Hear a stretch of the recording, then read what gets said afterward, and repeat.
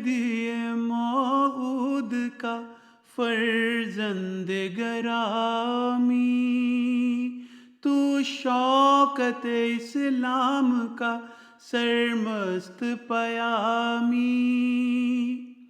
اسلام کی دنیا میں اشاعت تیرا مقصود، اے مصلح موعود، اے مصلح موعود۔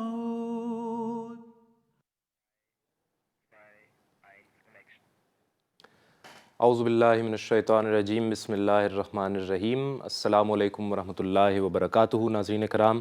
آج ہم MTA انٹرنیشنل جرمن اسٹوڈیوز کی جانب سے آپ کی خدمت میں حاضر ہوئے ہیں،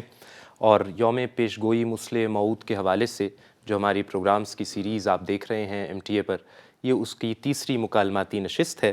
اور آج ہمارے ساتھ شریک گفتگو ہوں گے اسی موضوع پر بات کرنے کے لیے مکرم و محترم حسنات احمد صاحب۔ السلام علیکم ورحمۃ اللہ۔ وعلیکم السلام ورحمۃ اللہ وبرکاتہ۔ مکرم حسنات صاحب واقف زندگی ہیں اور اس وقت بطور نائب امیر جماعت احمدیہ جرمنی خدمت کی توفیق پا رہے ہیں۔ ان کے ساتھ ساتھ ہمارے ساتھ ہیں مکرم و محترم طارق احمد ظفر صاحب۔ السلام علیکم مولانا۔ وعلیکم السلام ورحمۃ اللہ۔ طارق احمد ظفر صاحب بھی مربی سلسلہ ہیں اور اس وقت صدر مجلس خدام الاحمدیہ جرمنی کے طور پہ خدمت کی توفیق پا رہے ہیں۔ ناظرین، پیش گوئی مصلح موعود اور حضرت مصلح موعود رضی اللہ تعالیٰ عنہ کی ذات بابرکات کے حوالے سے آپ جو گزشتہ 2 دنوں میں پروگرامز دیکھ رہے تھے، مکالماتی گفتگویں دیکھ رہے تھے اور پروگرامز دیکھ رہے تھے، ان میں ہمارے علماء کرام نے ہمیں بتایا ہے کہ اس پیش گوئی کی حیثیت، اس کی اہمیت کیا ہے اور اس کا پس منظر کیا تھا، کن حالات میں حضرت مسیح موعود علیہ الصلوۃ والسلام پر اللہ تعالیٰ نے یہ عظیم الشان پیش گوئی اور نشان حضرت مسیح موعود علیہ الصلوۃ والسلام کو اللہ تعالیٰ نے دیا، جس سے نہ صرف حضرت مسیح موعود علیہ الصلوۃ والسلام کی صداقت مقصود تھی، بلکہ اسلام اور رسول اکرم صلی اللہ علیہ وسلم کی صداقت بھی اس میں مضمر ہے۔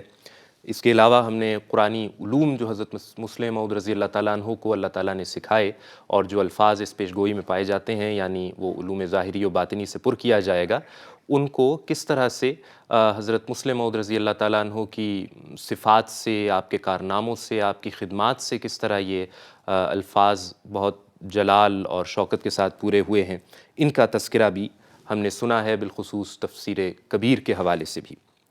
ناظرین، جو پیغام حضرت صلی اللہ علیہ وسلم کو دیا گیا، پھر حضرت مسیح موعود علیہ الصلوۃ والسلام کے ہاتھوں سے گویا اس کا احیاء ہوا۔ حضرت مصلح موعود رضی اللہ تعالیٰ عنہ کو بھی اس سلسلے میں نمایاں خدمات کی اللہ تعالیٰ نے توفیق دی، کیونکہ آپ مصلح موعود تھے، اور اس میں آپ کا کیا ویژن تھا، کیا آپ کا مطمع نظر تھا، اس کا تذکرہ ہم اپنے بزرگوں سے ابھی سنتے ہیں اور پھر دوبارہ آپ کی خدمت میں حاضر ہوتے ہیں۔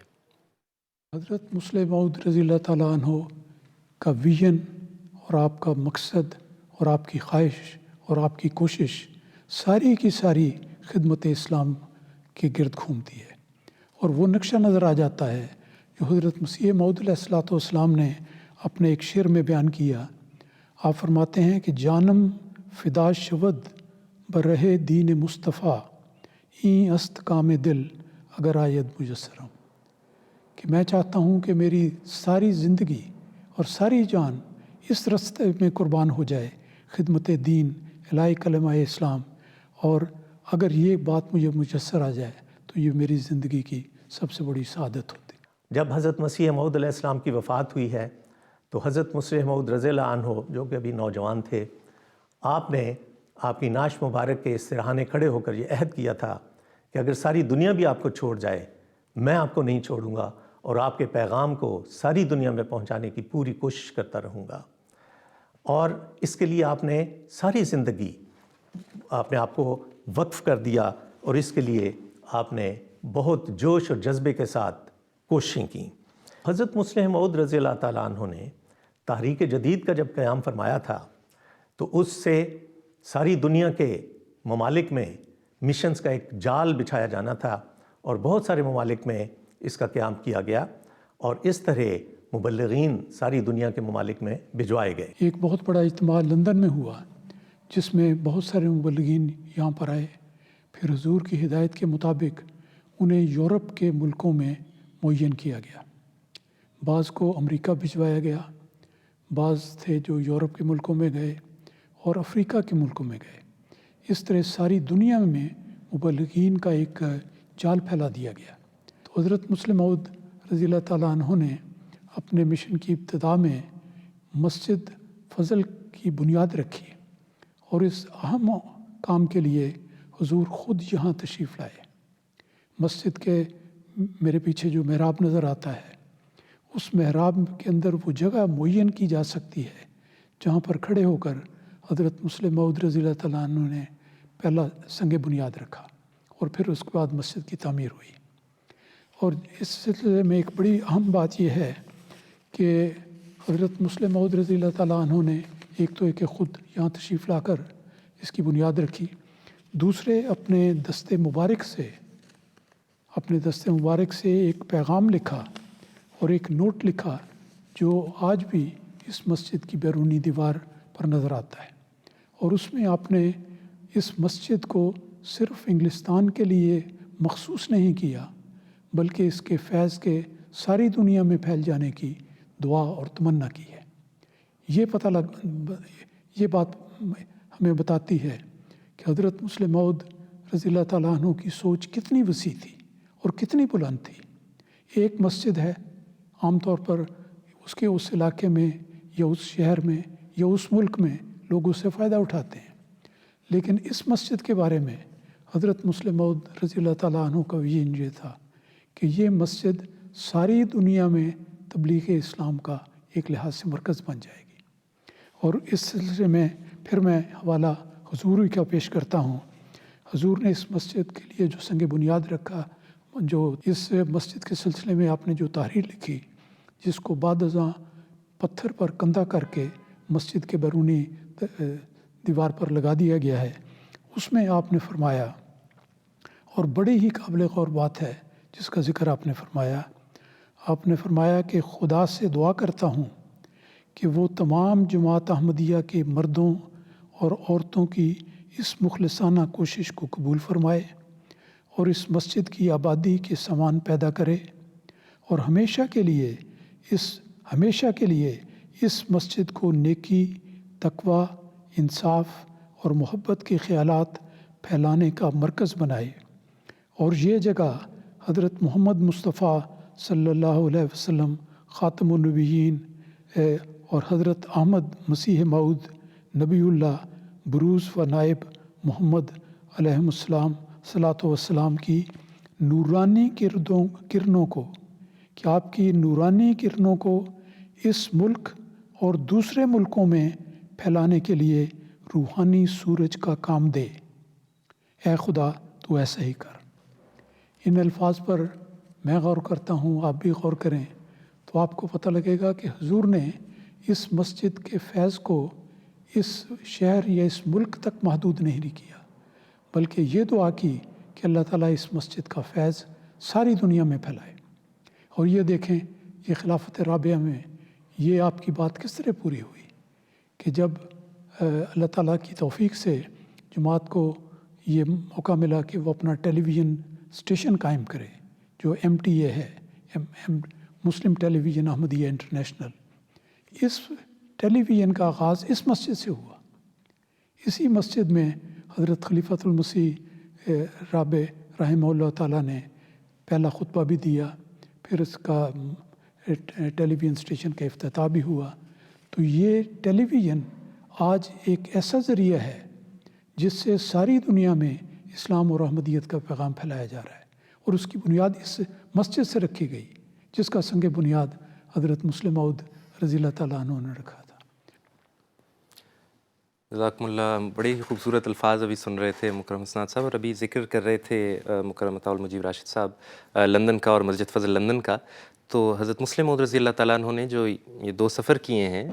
2 دورے کیے ہیں یورپ کے اور انگلستان کے، وہ ان کے پس منظر کے حوالے سے ہمیں کچھ بتائیے۔ جی، بسم اللہ الرحمن الرحیم۔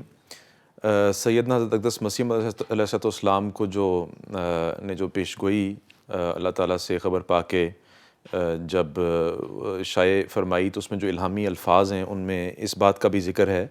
کہ جو موعود بیٹا ہے اس حوالے سے کہ وہ جلد جلد بڑھے گا اور اسیروں کی رستگاری کا موجب ہوگا اور زمین کے کناروں تک شہرت پائے گا اور قومیں اس سے برکت پائیں گی۔ تو جس طرح بھی ہم نے سنا ہے کہ حضرت سیدنا حضرت مسلم موعود رضی اللہ تعالیٰ عنہ نے اس جو کہ اس پیش گوئی کے مصداق تھے، حضرت صاحبزادہ مرزا بشیر الدین محمود احمد رضی اللہ تعالیٰ عنہ. آپ نے جو خدمات انجام دیں، آپ کے حوالے سے جو کارنامے اللہ تعالیٰ نے آپ کے ذریعے سے جو انجام دیے، اس میں سفر یورپ بھی شامل ہیں، اور 2 ایسے مواقع تھے جن میں حضور نے خود بنفس نفیس یورپ کا سفر اختیار کیا. جو پہلا سفر ہے جس کا بھی مکرم محترم مولانا عطا المجید راشد صاحب امام مسجد فضل لندن نے ذکر فرمایا ہے، وہ 1924 کا سفر تھا، اور آپ کو ویمبلے کانفرنس میں خطاب فرمانے کی دعوت جو ہے وہ موصول ہوئی، اور اس موقع پہ آپ خود تشریف لے کے گئے، اور جس طرح بھی ہم نے سنا ہے مسجد فضل لندن کا سنگ بنیاد بھی حضور نے رکھا. اور اس کے علاوہ پھر 1955 میں، اس سے پہلے جب آپ پر حملہ ہوا اور اس حوالے سے علاج کے لیے بھی، اور خصوصاً اسلام احمدیت کی اشاعت اسلام کے لیے دوبارہ آپ نے سفر اختیار فرمایا، اور اس طرح مختلف قوموں کو برکت دیتے ہوئے آپ مختلف ممالک کا آپ نے دورہ فرمایا، جس میں انگلستان بھی شامل ہے اور جرمنی بھی شامل ہے 1955 کے دورے میں. تو یہ 2 ایسے دورے تھے جو حضور نے 1924 کا آپ ذکر کر رہے تھے. 1924 یعنی آج سے تقریباً 100 سال 99 سال پہلے کی بات ہے. تو اس وقت کچھ سفر کی تیاری کس طرح ہوا کرتی ہوگی، اور سفر کس نوعیت کا ہوتا ہوگا؟ یہ ایک بہت دلچسپ داستان ہے جس کو حضور نے خود تحریر بھی فرمایا ہے، اور ہم نے جس طرح اس پروگرام کی سیریز میں یہ بھی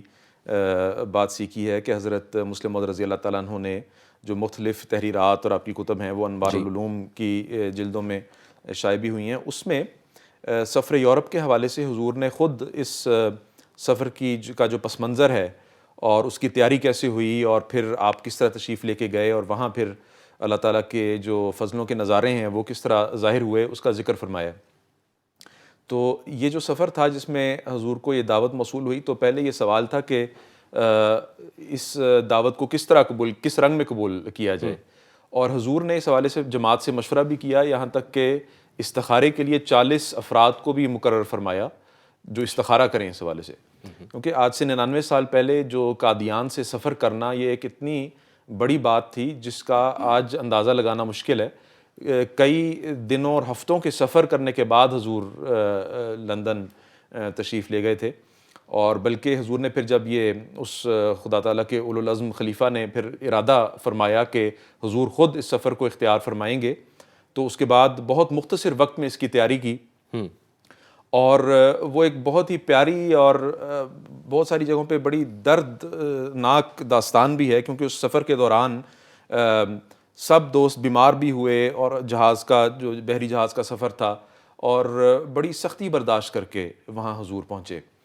تو ان مشکلات کا اندازہ کرنا ہمارے لیے آج کل بہت مشکل ہے، لیکن بہرحال حضور نے اس بات کا بھی ذکر فرمایا کہ دمشق کے بارے میں رسول کریم صلی اللہ علیہ وسلم کی یہ پیش گوئی ہے کہ مسیح موعود یا اس کا نمائندہ، اس کا خلیفہ وہاں جائے گا. تو اس کو ظاہری انداز سے بھی حضور نے پورا کرنے کے لیے مختلف ممالک سے ہوتے ہوئے حضور وہاں تشریف لے کے گئے. یہ بہت مدبر صاحب دلچسپ بات ہے کہ حضور نے اللہ تعالیٰ کی جو اس حوالے سے تائیدات ہیں جو پہلے سے اللہ تعالیٰ نے آپ کو خبر بھی دی تھی، اس کا بھی ذکر فرمایا. تو ایک بہت دلچسپ رویا ہے، خواب ہے جس کا حضور خود ذکر فرما رہے ہیں. جی بتائیے. اور میں چاہوں گا کہ اس سے ہم استفادہ کریں اس پروگرام میں. حضور نے انگلستان کے حوالے سے حضور فرما رہے ہیں کہ خواب میں میں نے دیکھا کہ میں انگلستان کے ساحل سمندر پر کھڑا ہوں، جس طرح کہ کوئی شخص تازہ وارد ہوتا ہے اور میرا لباس جنگی ہے. میں ایک جرنیل کی حیثیت میں ہوں اور میرے پاس ایک اور شخص کھڑا ہے. اس وقت میں یہ خیال کرتا ہوں کہ کوئی جنگ ہوئی ہے اور اس میں مجھے فتح ہوئی ہے، اور میں اس کے بعد میدان کو ایک مدبر جرنیل کی طرح اس نظر سے دیکھ رہا ہوں کہ اب مجھے اس فتح کے زیادہ سے زیادہ فائدہ کس طرح حاصل کرنا ہے. ایک لکڑی کا موٹا شہتیر زمین پر کٹا ہوا پڑا ہے، ایک پاؤں میں نے اس پر رکھا ہوا ہے اور ایک پاؤں زمین پر ہے. جس طرح کوئی شخص کسی دور کی چیز کو دیکھتا ہے تو ایک پاؤں کسی اونچی چیز پر رکھ کر اونچا ہو کر دیکھتا ہے، اسی طرح میری حالت ہے، اور جس میں عجیب چستی اور سبکی پاتا ہوں جس طرح کہ غیر معمولی کامیابی کے وقت ہوا کرتا ہے. اور چاروں طرف نگاہ ڈالتا ہوں کہ کیا کوئی جگہ ایسی ہے جس طرف مجھے توجہ کرنی چاہیے. کہ اتنے میں ایک آواز آئی جو ایک ایسے شخص کے منہ سے نکل رہی ہے جو مجھے نظر نہیں آتا، مگر میں اسے پاس ہی کھڑا ہوا سمجھتا ہوں اور یہ بھی خیال کرتا ہوں کہ یہ میری روح ہے. گویا میں اور وہ ایک ہی وجود ہیں، اور وہ آواز کہتی ہے ولیم دا کنکرر، یعنی ولیم فاتح۔ ولیم ایک پرانا بادشاہ ہے جس نے انگلستان کو فتح کیا۔ اس امر کے بعد میری آنکھ کھل گئی۔ جب میں نے دوستوں کو یہ خواب سنائی تو مفتی صاحب نے، یعنی مفتی محمد صادق صاحب نے، ولیم کے معنی لغت انگریزی سے دیکھے اور معلوم ہوا کہ اس کے معنی ہیں پختہ رائے والا، پکے ارادے والا، یا دوسرے لفظوں میں اولو العزم۔ ماشاءاللہ۔ پس گویا ترجمہ یہ ہوا اولو العزم فاتح، ولیم دا کنکرر۔ تو حضور آگے جس طرح ابھی محترم امام صاحب نے اس کا بڑا خوبصورت انداز سے آگے جو اس حوالے سے اللہ تعالیٰ نے کس طریقے سے اس خواب کو پورا فرمایا، اس کا ذکر کیا ہے۔ حضور خود فرماتے ہیں حضرت مسلم موعود رضی اللہ تعالیٰ عنہ کہ ان خوابوں سے یہ معلوم ہوتا ہے کہ اللہ تعالیٰ کی طرف سے مغربی ممالک کے لیے ایک نیک ارادہ مقدر ہے، اور یہ کہ غالباً وہ کسی میرے سفر کے ساتھ وابستہ ہے۔ غالباً اس لیے کہ بعض دفعہ خواب میں جس شخص کو دیکھا جائے اس کے قائم مقام مراد ہوتے ہیں۔ جی۔ اب یہ جو جس خواب کا حضور ذکر فرما رہے ہیں، اس کے بعد پھر حضور نے اسلام کی تبلیغ کے حوالے سے پس منظر بیان فرمایا کہ یہ جو سفر ہے یہ صرف اس کانفرنس میں شمولیت کے لیے نہیں اختیار کیا جا رہا، بلکہ اللہ تعالیٰ نے ایسی اسکیمیں حضور کو سکھائیں اس سفر میں کہ کس طریقے سے اسلام احمدیت کی تبلیغ کی جائے۔ جو مضمون پڑھ کے سنایا گیا وہ بھی اسلام احمدیت یعنی حقیقی اسلام کے نام سے شائع ہوا۔ جی۔ اور یہ جو سفر تھا، اس حوالے سے اس بات کا بھی ذکر ملتا ہے کہ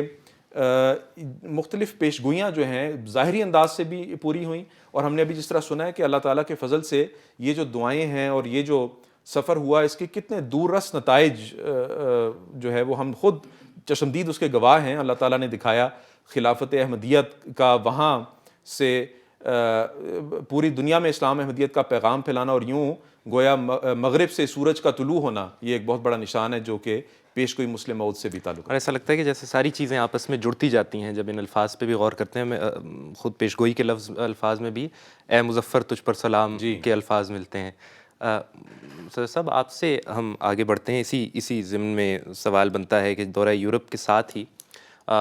جرمنی میں بھی جماعت کا آغاز ہوا، مشن کا آغاز ہوتا ہے، اور اب جماعت احمدیہ جرمنی کو بھی 100 سالہ تقریبات کا بھی موقع ہے، 100 سال ہونے کو ہیں، اور ہم وہ دن منا رہے ہیں ان دنوں میں ہی۔ تو حضرت مسلم موعود رضی اللہ تعالیٰ عنہ کے زمانے میں ہی یہ جرمنی کے مشن کا آغاز کس طرح ہوتا ہے، کچھ اس کے پس منظر کے حوالے سے بھی ہمیں بتائیں۔ جی بالکل، بسم اللہ الرحمن الرحیم۔ ابھی حسنات صاحب نے مختصر انداز میں اس منظر کی تھوڑی سی منظر ہمارے سامنے رکھنے کی کوشش کی کہ حالات کیسے تھے اور سخت نامساعد حالات تھے۔ حضرت مسلم موعود رضی اللہ عنہ کی جو توجہ تھی تبلیغ کی طرف، اس کے متعلق ہم نے شروع میں بھی دیکھا کہ پہلے دن سے ہی آپ کا وہ جوش اور جذبہ تھا کہ حضرت اقدس مسیح علیہ السلام کا جو مشن ہے، جو آپ کا پیغام ہے، جو آپ لے کر آئے ہیں، تمام دنیا میں پھیلایا جائے۔ اور خلافت پر متمکن ہونے کے بعد یہ جذبہ طبی بات تھی، بہت پہلے سے اور زیادہ آپ کے اندر یہ جذبہ پھیلتا رہا اور پیدا ہوتا رہا، اور آپ کی جو توجہ باہر کے ملکوں کی طرف تھی، اور خاص طور پر یورپ اور جو جرمنی۔ تو یہ بڑی دلچسپ بات ہے کہ جرمنی خاص طور پر کیوں؟ اب آج ہم 2023 میں بیٹھے ہیں، حالات بالکل ڈیفرنٹ ہے، سفر کرنا ہو کوئی مسائل نہیں ہے، لیکن اس وقت حالات بالکل کوئی اور تھے۔ اور 1922 میں مولانا مبارک علی خان صاحب بنگالی جرمنی گئے، لیکن یہ وہ وقت تھا کہ جب تصور کریں جماعت کے اپنے حالات کیا تھے۔ ہندوستان میں خود مبلغین کی سخت ضرورت تھی، وہاں پر اور بہت سے مسائل تھے، مالی طور پر جماعت اسٹرانگ نہیں تھی۔ تو ایسے ان حالات میں کسی مبلغ کو باہر بھیجنا کوئی چھوٹا کام نہیں ہے، یہ بہت بڑی قربانی کا تقاضا کرتی ہے۔ اور پھر کس طرح سے باہر بھیجا جائے؟ اب آج کل تو ویزا اور آرام سے ہر چیز لگ جاتی ہے، جماعت کا ایک نام ہے، ہر چیز ہے، لیکن تب تو حالات بالکل دوسرے تھے۔ تو عام طور پر جو ہمارے مبلغین تھے، اب انڈیا وہ برٹش انڈیا کہلاتا تھا، اور ان کے لیے انگلستان کی طرف جانا زیادہ نسبتاً آسان ہے، کیونکہ انگلستان برٹش ایک ہی انڈیا ان کے تحت ہے، تو عموماً وہاں پر مبلغین پہنچ جایا کرتے تھے۔ اسی طرح سے مولانا مبارک علی خان صاحب بھی وہیں پر تھے، اور 1922 میں پھر وہ وہاں سے پھر جرمنی کی طرف آئے، اور وہاں برلن آپ کا سب سے پہلے قیام ہوا، اور آپ کی حضرت مسلم موعود سے بھی خط و خطابت رہی اس دوران۔ یہ بڑی دلچسپ ہے، اگر انسان تاریخ میں ہم جاتے ہیں اور دیکھتے ہیں تو کیا کیا باتیں وہاں سے آ رہی تھیں. حضرت مسلم موعود رضی اللہ عنہ بڑی دلچسپی کے ساتھ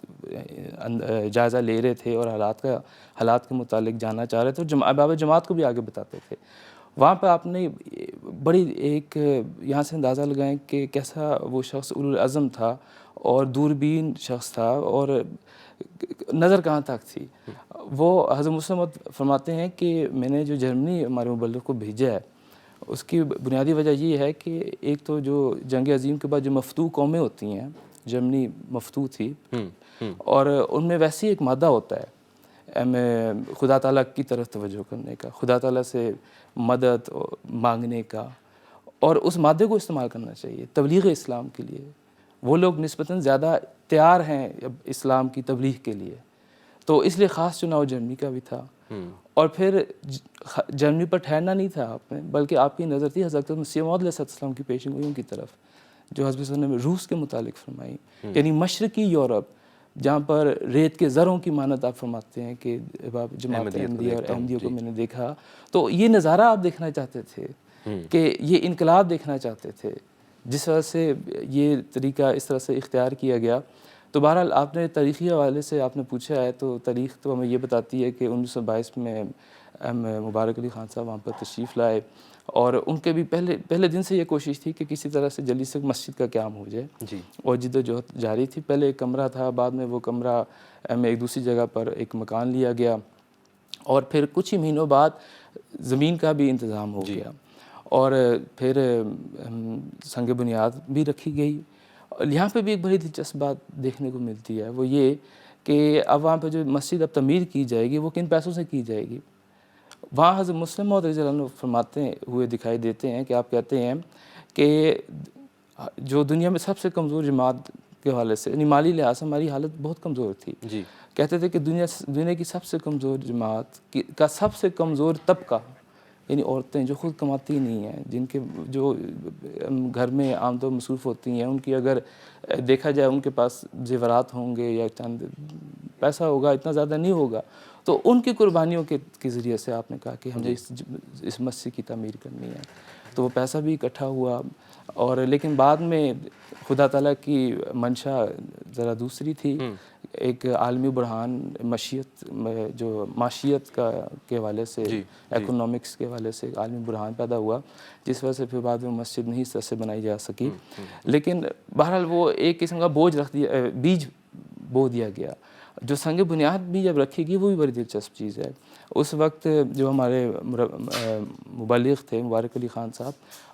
ایک چیز جو بہت نمایاں تھی, ان کے جو تعلقات بہت وسیع تھے, انہوں نے بڑی کوشش کی مختلف طبقات کے ساتھ تعلقات بنانے کی, اور دوسری طرف ان کو زمین بھی ایسی ملی تھی جو تیار تھی. یہ بھی ایک بڑا ایک ضروری پہلو ہے, جس کی وجہ سے لوگ بھی ان کی طرف بڑے متوجہ تھے, اور سنگ بنیاد پر ملک کے بہت بڑے معززین اور سیاستدان اور پھر بعد میں 400 کے قریب مہمانان بھی وہاں پر تشریف لائے, اور اس طرح سے یہ سارا کام ہوا. تو بہت بڑی تقریب تھی, لیکن ظاہر ہے پھر وہ بحران پیدا ہو گیا, اور اس کے بعد دوسری جنگ عظیم چھڑ گئی, تو جس وجہ سے کچھ وقت کے لیے مشن کو تھوڑا سا یعنی منقطع کرنا پڑا.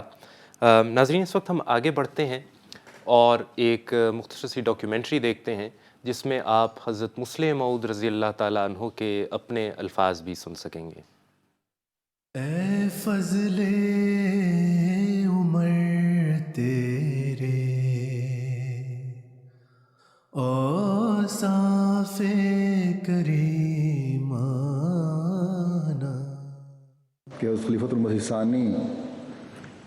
مسلم موعود جو تھے نے اس وقت تک اپنے بارے میں یہ اعلان نہیں فرمایا کہ میں مسلم موعود ہوں, جب تک اللہ تعالیٰ نے آپ کو نہیں بتا دیا.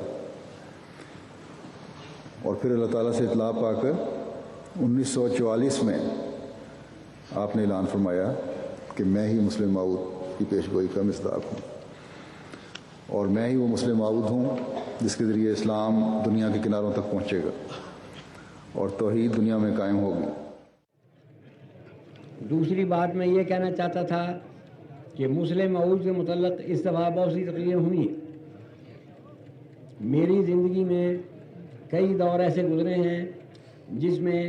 خدا تعالیٰ نے مجھ سے ایسے کام لیے ہیں جو کہ اس طرف اشارہ کرتے تھے کہ شاید آنے والا مسلح دین میں ہی ہوگا۔ چنانچہ سن 44 میں اللہ تعالیٰ نے مجھے کہا، بتایا کہ تم مسلم مؤود ہو۔ اے فضل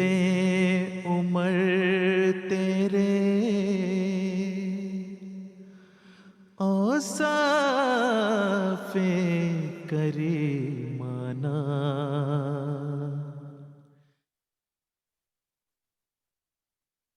20 فروری 1886 کو اللہ تعالیٰ نے حضرت مسیح موعود علیہ السلام کو ہوشیار پور میں چلہ کشی کے دوران ایک عظیم الشان صفات والے موعود بیٹے کی خوشخبری دی، جس کے نتیجے میں 12 جنوری 1889 کو حضرت صاحبزادہ مرزا بشیر الدین محمود احمد صاحب خلیفۃ المسیح الثانی رضی اللہ تعالیٰ عنہ کی پیدائش ہوئی۔ پیش گوئی کے الفاظ میں اس موعود بیٹے میں پائی جانے والی خصوصیات کا ذکر کیا گیا تھا، جن میں سے ایک خصوصیت یہ تھی کہ وہ سخت ذہین و فہیم ہوگا۔ حضرت مسلح موعود رضی اللہ تعالیٰ عنہ کی ساری زندگی اس بات پر شاہد ہے کہ خدا تعالیٰ نے عین پیش گوئی کے مطابق آپ کو علوم ظاہری و باطنی سے پر کیا۔ آپ کی ذہانت کی مثال تو آپ کے بچپن سے بھی مل جاتی ہے، لیکن پیش گوئی کے الفاظ میں سخت کا لفظ موجود ہے، جو اس بات کی طرف اشارہ کرتا ہے کہ آپ رضی اللہ تعالیٰ عنہ ایسے کارہائے نمایاں سر انجام دیں گے جس کی نظیر از روئے ذہانت لانی ممکن نہ ہوگی۔ چنانچہ 1906 میں صرف 17 سال کی عمر میں آپ نے انجمن تشہیز الاذہان کی بنا ڈالی، جو احمدی نوجوانوں کے لیے علمی مضامین لکھنے کا ایک بہت بڑا محرک ثابت ہوا۔ پھر حضرت خلیفۃ المسیح الاول کی وفات کے بعد احباب جماعت نے آپ کی خداداد ذہانت و فراست کو دیکھتے ہوئے آپ کو ہی خلیفہ منتخب کیا، جبکہ آپ کی عمر صرف 25 سال تھی۔ اپنے دور خلافت میں آپ نے 633 سے زائد لیکچرز، 2000 سے زائد خطبات اور سینکڑوں کتب و رسائل تحریر کیے۔ شورا کا باقاعدہ اجرا، صدر انجمن احمدیہ میں نظارتوں کا قیام، تحریک جدید، وقف جدید، ذیلی تنظیموں کا قیام، غرض جماعت احمدیہ کے انتظامی ڈھانچے کو نہایت مضبوطی سے قائم کیا، جو آج تک جاری ہے۔ اس کے علاوہ قرآن کریم کی 10 جلدوں پر مشتمل تفسیر ایک ایسی واضح اور زندہ مثال ہے کہ مخالفین اس کی نظیر لانے سے بالکل قاصر ہیں۔ آج مولوی محمد علی صاحب کا قرآن ہے موجود، لیکن ان کا قرآن 1800 صفحے کی جلد ہے، 4 جلدوں میں، اور میری تفسیر قرآن جو ہے وہ اس وقت تک 5000 صفحے سے زیادہ ہو چکی،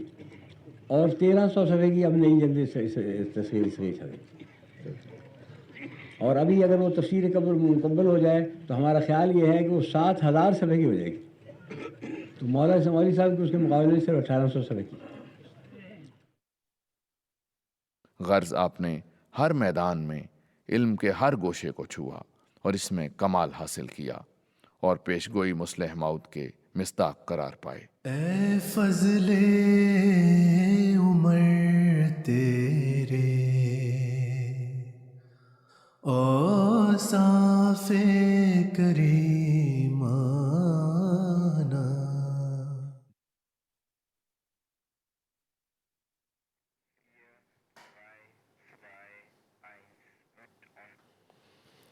ایک بار پھر خوش آمدید ناظرین کرام۔ مکرم اسناد صاحب، ابھی ہم الفاظ بھی سن رہے تھے، حضرت مسلم موعود رضی اللہ تعالیٰ عنہ کی اپنی آواز بھی ہم نے سنی دیکھی کہ آپ گفتگو فرما رہے تھے تفسیر کبیر اور تفسیر صغیر کے حوالے سے۔ پیش گوئی میں یہ الفاظ ملتے ہیں کہ وہ علوم ظاہری و باطنی سے پر کیا جائے گا، تو ظاہر ہے کہ اس کی ایک حصہ تو بہرحال وہ تفسیر صغیر اور تفسیر کبیر ہے، جو لیکن اس کے علاوہ آپ کیا دیکھتے ہیں کہ یہ الفاظ پیش گوئی کے کس رنگ میں اللہ تعالیٰ نے پورے فرمائے؟ ابھی ہم نے جو مختصر ایک خاکہ دیکھا ہے، ایک تو اس سے بہت مختصر انداز میں اس بات کا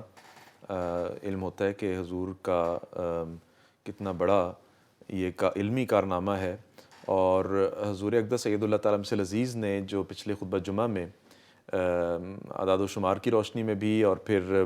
تفصیلات بیان فرمائیں اور مختلف آراء جو غیروں کی بیان فرمائی ہیں، ان سے اس بات کا ایک اندازہ ہو سکتا ہے کہ اللہ تعالیٰ نے اس موعود بیٹے کو کس برکت سے نوازا تھا اور کس طرح خود علوم ظاہری و باطنی سے پر کیا تھا. اور مزید جو حیران کن بات ہے وہ یہ ہے کہ آپ کی بظاہر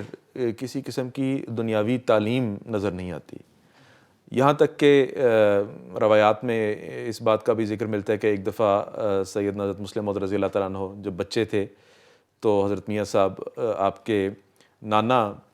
شکایت لے کے حضرت مسیح موعود علیہ السلام کے پاس آئے کہ یہ پڑھتا نہیں ہے. اور تھوڑی دیر بعد جو ہے وہ ایک تو پڑھائی کے بارے میں شکایات کی مختلف اساتذہ نے، اور پھر آپ کی لکھائی کے حوالے سے حضرت میر صاحب نے شکایت کی کہ اس کی لکھائی ٹھیک نہیں ہے.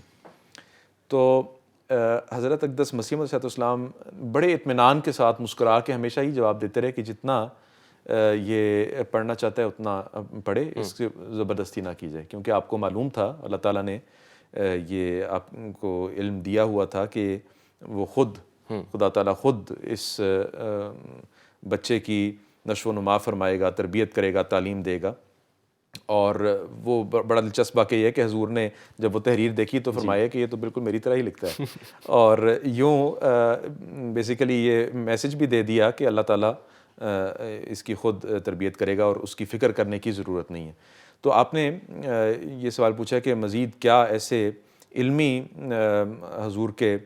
کارنامے ہیں جن سے یہ جو پیشگوئی کے الفاظ ہیں کہ سخت ذہین و فہیم ہوگا اور علوم ظاہری و باطنی سے پر کیا جائے گا،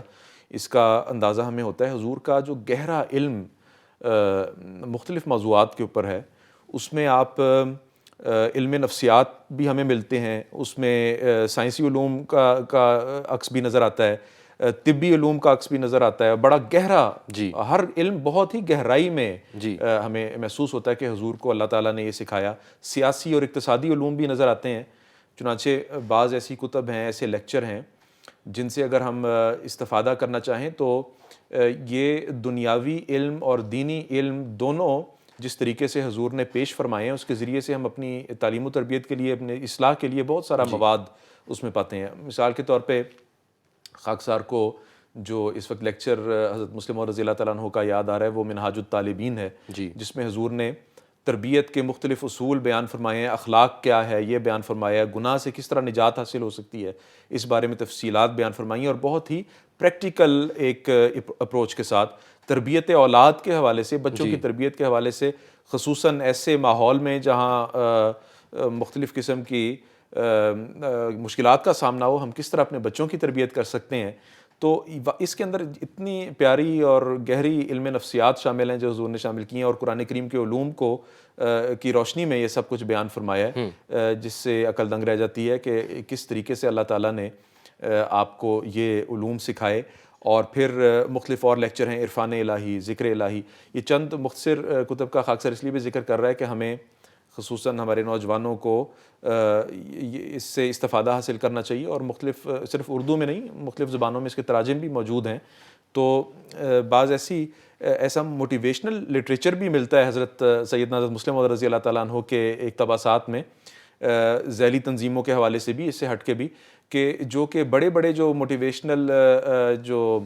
اسپیکرز ہیں ان کا اگر وہ موازنہ کیا جائے تو وہ بالکل شاگرد ہیں حضور کے آگے، کیونکہ حضور کو اللہ تعالیٰ نے جو اصل قرآن کریم کا علم عطا فرمایا تھا اس کی روشنی میں حضور نے پھر جو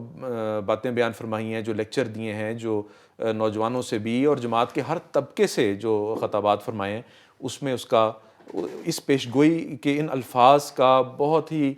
پیارا عکس نظر آتا ہے، اور بلکہ بڑی شان کے ساتھ یہ پیشگوئی پورا ہوتا ہوا ہمیں نظر آتی ہے. اور ظاہری اور باطنی دونوں علوم جن کا آپ نے ذکر بھی کیا ہے، یعنی دونوں علوم ہیں، سائنسی بھی ہیں، اقتصادی معاشیات وغیرہ کے سلسلے میں بھی ہیں، پھر نفسیات وغیرہ کے سلسلے میں بھی ہیں، اور تھیولوجی پہ تو خیر یعنی کوئی موضوع ایسا نہیں ہے جو رہ گیا ہو کہیں کسی بھی جگہ سے نا. مختلف دنیاوی عالم ایسے تھے جو آپ کے پاس بیٹھ کے اس بات کا اعتراف کرتے تھے کہ ہم اس شخص کے آگے ہم ایک شاگرد کی حیثیت رکھتے ہیں. ماشاء اللہ. بولا اسناد صاحب،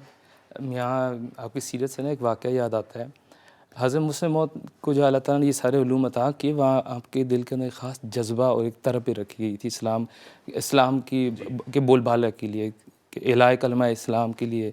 اور حضرت مسلم موعود ایک جگہ دعا کرتے ہوئے دکھائی دیتے ہیں، بڑی شدت کے ساتھ خدا تعالیٰ کے آگے گریہ زاری کر رہے ہیں. تو وہاں پر دور بیٹھے ایک دوست صحابی ہیں، میرے علم میں یاد نہیں صحیح طرح سے، بار وہ پوچھتے ہیں کہ کیا مانگا یا کیا. تو حضرت مسلم موعود اس خواہش کا اظہار کرتے ہیں ان کے ساتھ کہ میں نے یہ دعا کی کہ آئندہ جو بھی خدمت دین کے لیے جو بھی شخص کھڑا ہو وہ میرے شاگردوں میں سے ہو. اب یہاں بہت بڑا پیغام ہے ہمارے لیے پیغام نمبر ایک تو ہمارے لیے پیغام یہ ہے کہ ہمارے پاس وہ ساری چیزیں مہیا ہیں جو ہمیں آج اسلام کی خدمت کے لیے ہمیں چاہیے، تمام علوم کا آپ نے بھی حوالہ دیا ہے. دوسرا پیغام یہ بھی ہے کہ اگر حضرت مسلم موعود کو چھوڑ کر ہم سوچیں اسلام کی خدمت ہو سکتی ہے، وہ بھی نہیں ہو سکتی. خدا تعالیٰ نے آپ کا وجود ایسے خدمت اسلام کے لیے ایک مضبوطی کے ساتھ اس سارے ڈھانچے اس سکیم کے اندر آپ کو شامل کر دیا کہ حضرت مسلم موعود کو کسی طرح سے بائی پاس نہیں کر سکتے. آپ کا شاگرد بنیں گے تو کسی کام کے قابل ہوں گے. ابھی ذکر ہو رہا تھا سر صاحب، تو مختلف طبقات کا بھی ذکر کیا اسناد صاحب نے. اب آپ اس کا ذکر کر ہی رہے ہیں کہ ہم جو بھی خدمت دین کرتا ہے وہ حضرت مسلم موعود رضی اللہ تعالیٰ عنہ کا لازماً بلکہ لازم و ملزوم ہے اس پہ کہ وہ حضرت مسلم موعود رضی اللہ تعالیٰ عنہ کا شاگرد بھی ہو. تو حضور نے ایک ایسا ڈھانچہ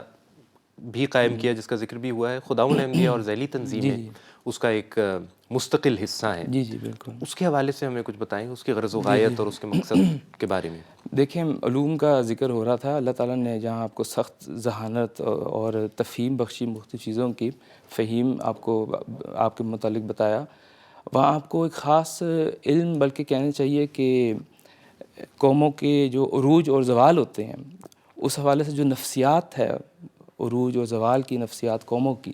خدا تعالیٰ نے اس کا آپ کو خاص طور پر اس کا علم آپ کو عطا کیا تھا کہ وہ کیا پروسیسز ہیں جن کو ملحوظ خاطر رکھ کر قوم ترقی کی طرف جاتی ہے، اور کیا چیزیں ہیں جن کو اگر نظر انداز کریں تو قومیں آگے ترقی نہیں کر سکتی. ہم عام طور پر دیکھتے ہیں کہ بڑے بڑے دنیا میں انقلابات پیدا ہوئے ہیں، لوگوں نے ترقیات حاصل کی ہیں. حضرت مسلم موعود نے ایک جگہ اس کا ذکر کیا ہے کہ ان وجودوں کے ساتھ ترقی ہوئی، لیکن جیسے وہ نسل اور وہ لوگ ختم ہوئے، وہ پھر ترقی پھر زوال میں منتقل ہوگی. اور الہی جماعتوں کے ساتھ اس طرح سے نہیں ہے. اور خاص طور پر جماعت احمدیہ کو جس پیرائے میں خدا تعالیٰ اب قائم کرنا چاہ رہا ہے، جس نے مستقل طور پر ترقی حاصل کرتے جانا ہے اور انشاءاللہ اسلام کا بول بالا ہونا ہے، تمام دنیا میں اسلام کی اشاعت ہونی ہے، تو اس کو خدا آپ نے ایسے طریقے سے ان چیزوں سے بچایا کہ آپ نے ایسا انتظام کیا کہ ایک چیز جو ایک نسل لے کے چل رہی ہے، علم، تجربہ اور صلاحیت اور دین اور نیکی اور تقویٰ، وہ سب اس نسل سے ختم نہ ہو بلکہ وہ اگلی نسل میں منتقل ہو. اور اس کے لیے ضروری تھا کہ ہر طبقے کی علیحدہ بھی ایک تنظیم ہو جہاں پہ ایک مستقل حیثیت میں بھی اسی طرح سے کام ہو. نوجوانوں کے حوالے سے خدام الاحمدیہ، 15 سے 40 سال کے جو احباب جماعت ہیں، پھر اطفال الاحمدیہ بالکل نچلے درجے پر جہاں سے اصل میں فوکس تربیت کا شروع ہونا ہے. آپ نے جو فرمایا جب اطفال الاحمدیہ کی صحیح تربیت ہوگی تو خدام الاحمدیہ آپ کی اچھی تربیت یافتہ ہوگی، وہ ایسا خدام بنیں گے. جب خدام الاحمدیہ اس اعلیٰ معیار پر قائم ہوں گے تو جو آگے جا کر انہوں نے پھر انصار اللہ میں شامل ہونا ہے، جنہوں نے پھر مستقل کام کرتے چلے جانا ہے، وہ پھر ایک اعلیٰ معیار کے انصار ہوں گے. تو یہ چیز آپ کے نظروں کے سامنے تھی جس کو الحمدللہ بڑے اچھے طریقے سے آپ نے جماعت کو یہ نظام بخشا. دوسرا پھر عورتوں کی طرف خاص توجہ آپ نے فرمائی، اور خداموں کے بارے میں جیسے ہمیں ملتا ہے کہ نوجوانوں کی قوم کی اصلاح نوجوانوں کے بغیر ممکن نہیں ہو سکتی، اس سے ملتے جلتے الفاظ عورتوں کے حوالے سے بھی ہے کہ اسی طرح سے جب جو عورتوں نے تعلیم و تربیت وغیرہ انہوں نے جو کرنی ہے یا ان کے ذریعے سے جو اصلاح ہونی ہے، وہ بھی عورتوں کی اصلاح کے بغیر آگے قوم کی بھی اصلاح اس طرح سے ناممکن ہے، کیونکہ ان کے جو کام ہے اگلی نسل کی پرورش ہے. اور ایک یہ چیز، دوسرا ایک بہت ہی بڑی حکمت یہ بھی تھی. اب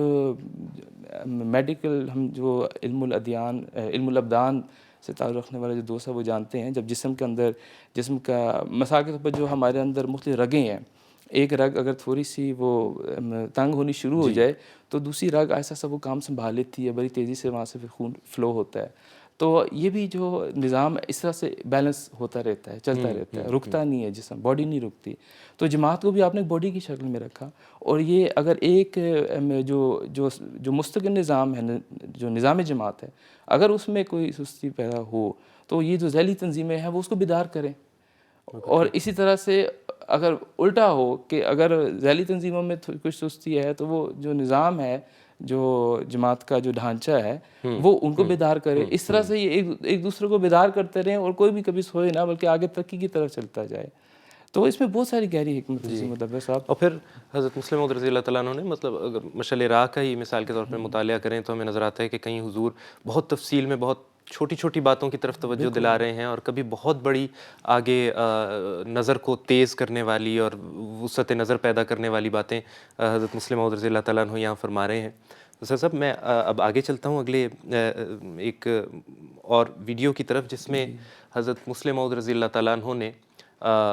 दो हमारे सिलसिले के बुज़ुर्गान का ख़ास तौर पे इसमें तज़किरा होगा, जिनको हज़रत मुस्लिम मौऊद रज़ी अल्लाह तआला अन्हु ने खालिद अहमदियत का लक़ब अता फ़रमाया है। और इसमें दिलचस्प बात यह है कि उनका तज़किरा हम उन्हीं के साहिबज़ादों की ज़ुबानी सुनते हैं। हज़रत खलीफतुल मसीह सानी रज़ी अल्लाह अन्हु ने जब अहबाब को ये तहरीक फरमाई कि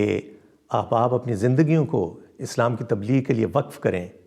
तो जो इब्तिदा फ़ौरी तौर पर जिन 63 अहबाब ने अपने नाम पेश किए थे, उनमें मेरे वालिद मोहतरम हज़रत मौलाना जलालुद्दीन शम्स साहिब रज़ी अल्लाह अन्हु भी थे। जब सन 1924 में हज़रत मुस्लिम मौऊद रज़ी अल्लाह अन्हु इंग्लिस्तान तशरीफ़ लाए, तो इस सफ़र के दौरान आप दिमश्क भी तशरीफ़ ले गए। जब आप दिमश्क में तशरीफ़ फरमा थे तो वहाँ पर मुख्तलिफ़ अदीबों के साथ, दानिश्वरों के साथ आपकी मुलाकात हुई, और उनमें एक दोस्त थे जिनका नाम शेख अब्दुल कादिर अल मग़रबी था। वो बहुत बड़े आलिम थे, अदीब थे। उनके साथ जब हज़रत मुस्लिम मौऊद रज़ी अल्लाह अन्हु की इस्लाम की तबलीग के सिलसिला में और कुरान करीम की तफासीर के सिलसिला में गुफ्तगू हुई, तो उन्होंने हुज़ूर रज़ी अल्लाह तआला अन्हु को ये कहा कि देखें, हम अरब हैं, हम अरबी जानते हैं और हम कुरान करीम की तफसीर बहुत अच्छी तरह कर सकते हैं, इसलिए आप अपना वक्त यहाँ ज़ाया ना करें और अपने मुबल्लिगीन को यहाँ ना भिजवाएं, क्योंकि उनका कोई फ़ायदा नहीं होगा और आपको कामयाबी यहाँ नहीं होगी, इसलिए आप अफ्रीका के ममालिक में जाकर तबलीग करें। तो हज़रत मुस्लिम मौऊद रज़ी अल्लाह अन्हु ने उसी वक्त दिल में ये ठान ली थी कि सबसे पहला काम जो आप करेंगे वो ये होगा कि यहाँ पर अरबों के लिए मुबल्लिग को भिजवाएंगे। जब हज़रत मुस्लिम मौऊद रज़ी अल्लाह तआला अन्हु कादियान वापस तशरीफ़ ले गए, तो सन 1925 में आपने मेरे वालिद मोहतरम हज़रत मौलाना जलालुद्दीन शम्स साहिब रज़ी अल्लाह अन्हु को सैयद वलीउल्लाह शाह साहिब रज़ी अल्लाह अन्हु के हमरा शाम के मुल्क भिजवाया।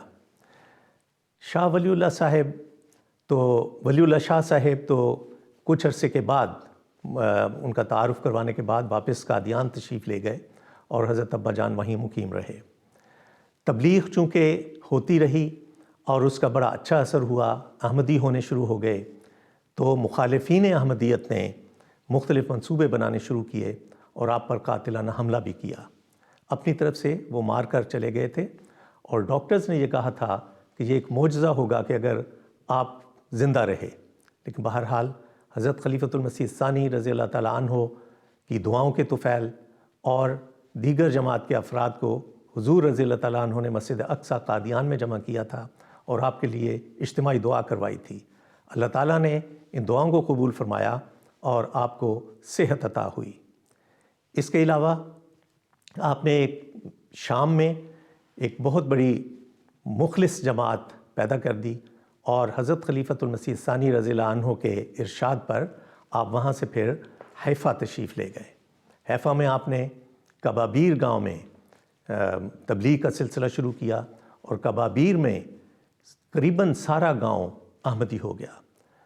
मैं जब हज़रत खलीफतुल मसीह राबी रहमतुल्लाह ताला के इरशाद पर अपनी अहलिया के साथ कबाबीर गया था, तो मैं देखकर हैरान रह गया कि उनके अहबाब के दिलों में हज़रत अब्बा जान के लिए कितनी मोहब्बत पाई जाती थी। हम जब वहाँ मिशन हाउस में पहुँचे تو سارے لوگ مرد عورتیں بچے سب قطاروں میں کھڑے تھے اور ہمارے گلے مل مل کر روتے تھے باقاعدہ، اور وہ کہتے تھے کہ آپ کو علم ہی نہیں کہ ہمارے دلوں میں آپ کے ابا جان کے لیے کتنی محبت کا جذبہ پایا جاتا ہے۔ وہ انہیں اپنے گھر کے ایک فرد کی طرح سمجھتے تھے۔ بہرحال حضرت ابا جان رضی اللہ عنہ نے وہاں مسجد کا سنگ بنیاد رکھا، جو مسجد سیدنا محمود کے نام سے وہاں تعمیر ہو چکی ہے، اور سارے عرب میں جماعت احمدیہ کی وہی ایک مسجد ہے جو کہ بنائی گئی ہے۔ اللہ تعالیٰ کا بے حد احسان اور فضل ہے، اور ہمیشہ اللہ تعالیٰ کا شکر کرتے ہوئے یہ تذکرہ زبان پر آتا ہے کہ اللہ تعالیٰ نے حضرت مسلم موعود رضی اللہ تعالیٰ عنہ کے ذریعے میرے والد مرحوم حضرت مولانا ابوالعطا صاحب کو خالد احمدیت کا خطاب نصیب کیا۔ ایک دفعہ ایک جگہ پر مناظرہ ہونا تھا۔ میرے والد صاحب انڈیا میں بے شمار جگہوں پہ مناظرات کیے ہیں، تو ایک مناظرے کا واقعہ ہے کہ مناظرہ ہونے سے پہلے غیر احمدیوں نے یہ شرط کی کہ ہم مناظرہ اس شرط پر کریں گے کہ یا تو جماعت احمدیہ کے امام خود آئیں یا کسی شخص کو اپنا نمائندہ بنا کر بھیجیں، اور وہ ہم سے بات کرے، ہم اس سے بات کریں گے اور کسی سے بات نہیں کریں گے۔ تو حضرت مسلم موعود رضی اللہ تعالیٰ عنہ عصر کی نماز پڑھانے کے لیے آئے، اور جب واپس جا رہے تھے اور اسی کے بعد میرے والد صاحب نے مناظرے کے لیے جانا تھا، حضور کو علم تھا کہ مخالفین کی یہ شرط ہے، تو میرے والد صاحب کو کہنے لگے کہ اچھا آپ بھی میرے پیچھے آ جائیں۔ تو میرے والد صاحب ان کے پیچھے پیچھے گئے۔ حضور نے گھر کا دروازہ کھولا اور کہنے لگے آپ ٹھہریں، میں آتا ہوں۔ تو اندر گئے، اندر جا کے حضور نے ایک تحریر لکھی، اور اس تحریر میں یہ لکھا کہ مخالفین کے مقابل پہ جو مناظرے کا پروگرام ہے اس میں میں ان کو نمائندہ بنا کر بھیجتا ہوں۔ میرے والد صاحب کا نام لکھا کہ میں اپنی طرف سے ان کو نمائندہ بنا کر بھیجتا ہوں، اور لکھا کہ ان کا ساختہ پرداختہ میری طرف سے ہوگا۔ یہ ذرا مشکل الفاظ ہیں کہ جو وہ کہیں گے، جو وہ کریں گے، وہ میری طرف سے ہوگا۔ صرف نمائندگی نہیں بلکہ اتنا بڑا اعزاز دیا کہ کہا کہ جو وہ کہیں گے، جو وہ کریں گے، وہ میری طرف سے ہوگا۔ اور پھر وہ خط لکھ کر حضور نے اپنے دستخط کیے کھڑے کھڑے، اور میرے والد صاحب کو دیا کہ یہ پڑھ لیں، یہ ٹھیک ہے۔ تو میرے والد صاحب کہا کرتے تھے کہ ایک مرتبہ پھر میں آپ دیدہ ہو گیا کہ میں کیا اور میری مجال کیا اور میری حیثیت کیا۔ میں نے صرف جی کہہ کے بات کو ختم کر دیا، اور حضور نے فرمایا اچھا اللہ مدد کریں، آپ جائیں۔ تو پھر وہ جب گئے اور مخالفین نے یعنی شروع میں ہی کہہ دیا کہ ہم نے یہ شرط کی تھی کہ مرزا صاحب خود آئیں یا ان کا کوئی نمائندہ آئے، تو یہ جو آئے ہیں نمائندہ، کیا ان کے پاس سند ہے؟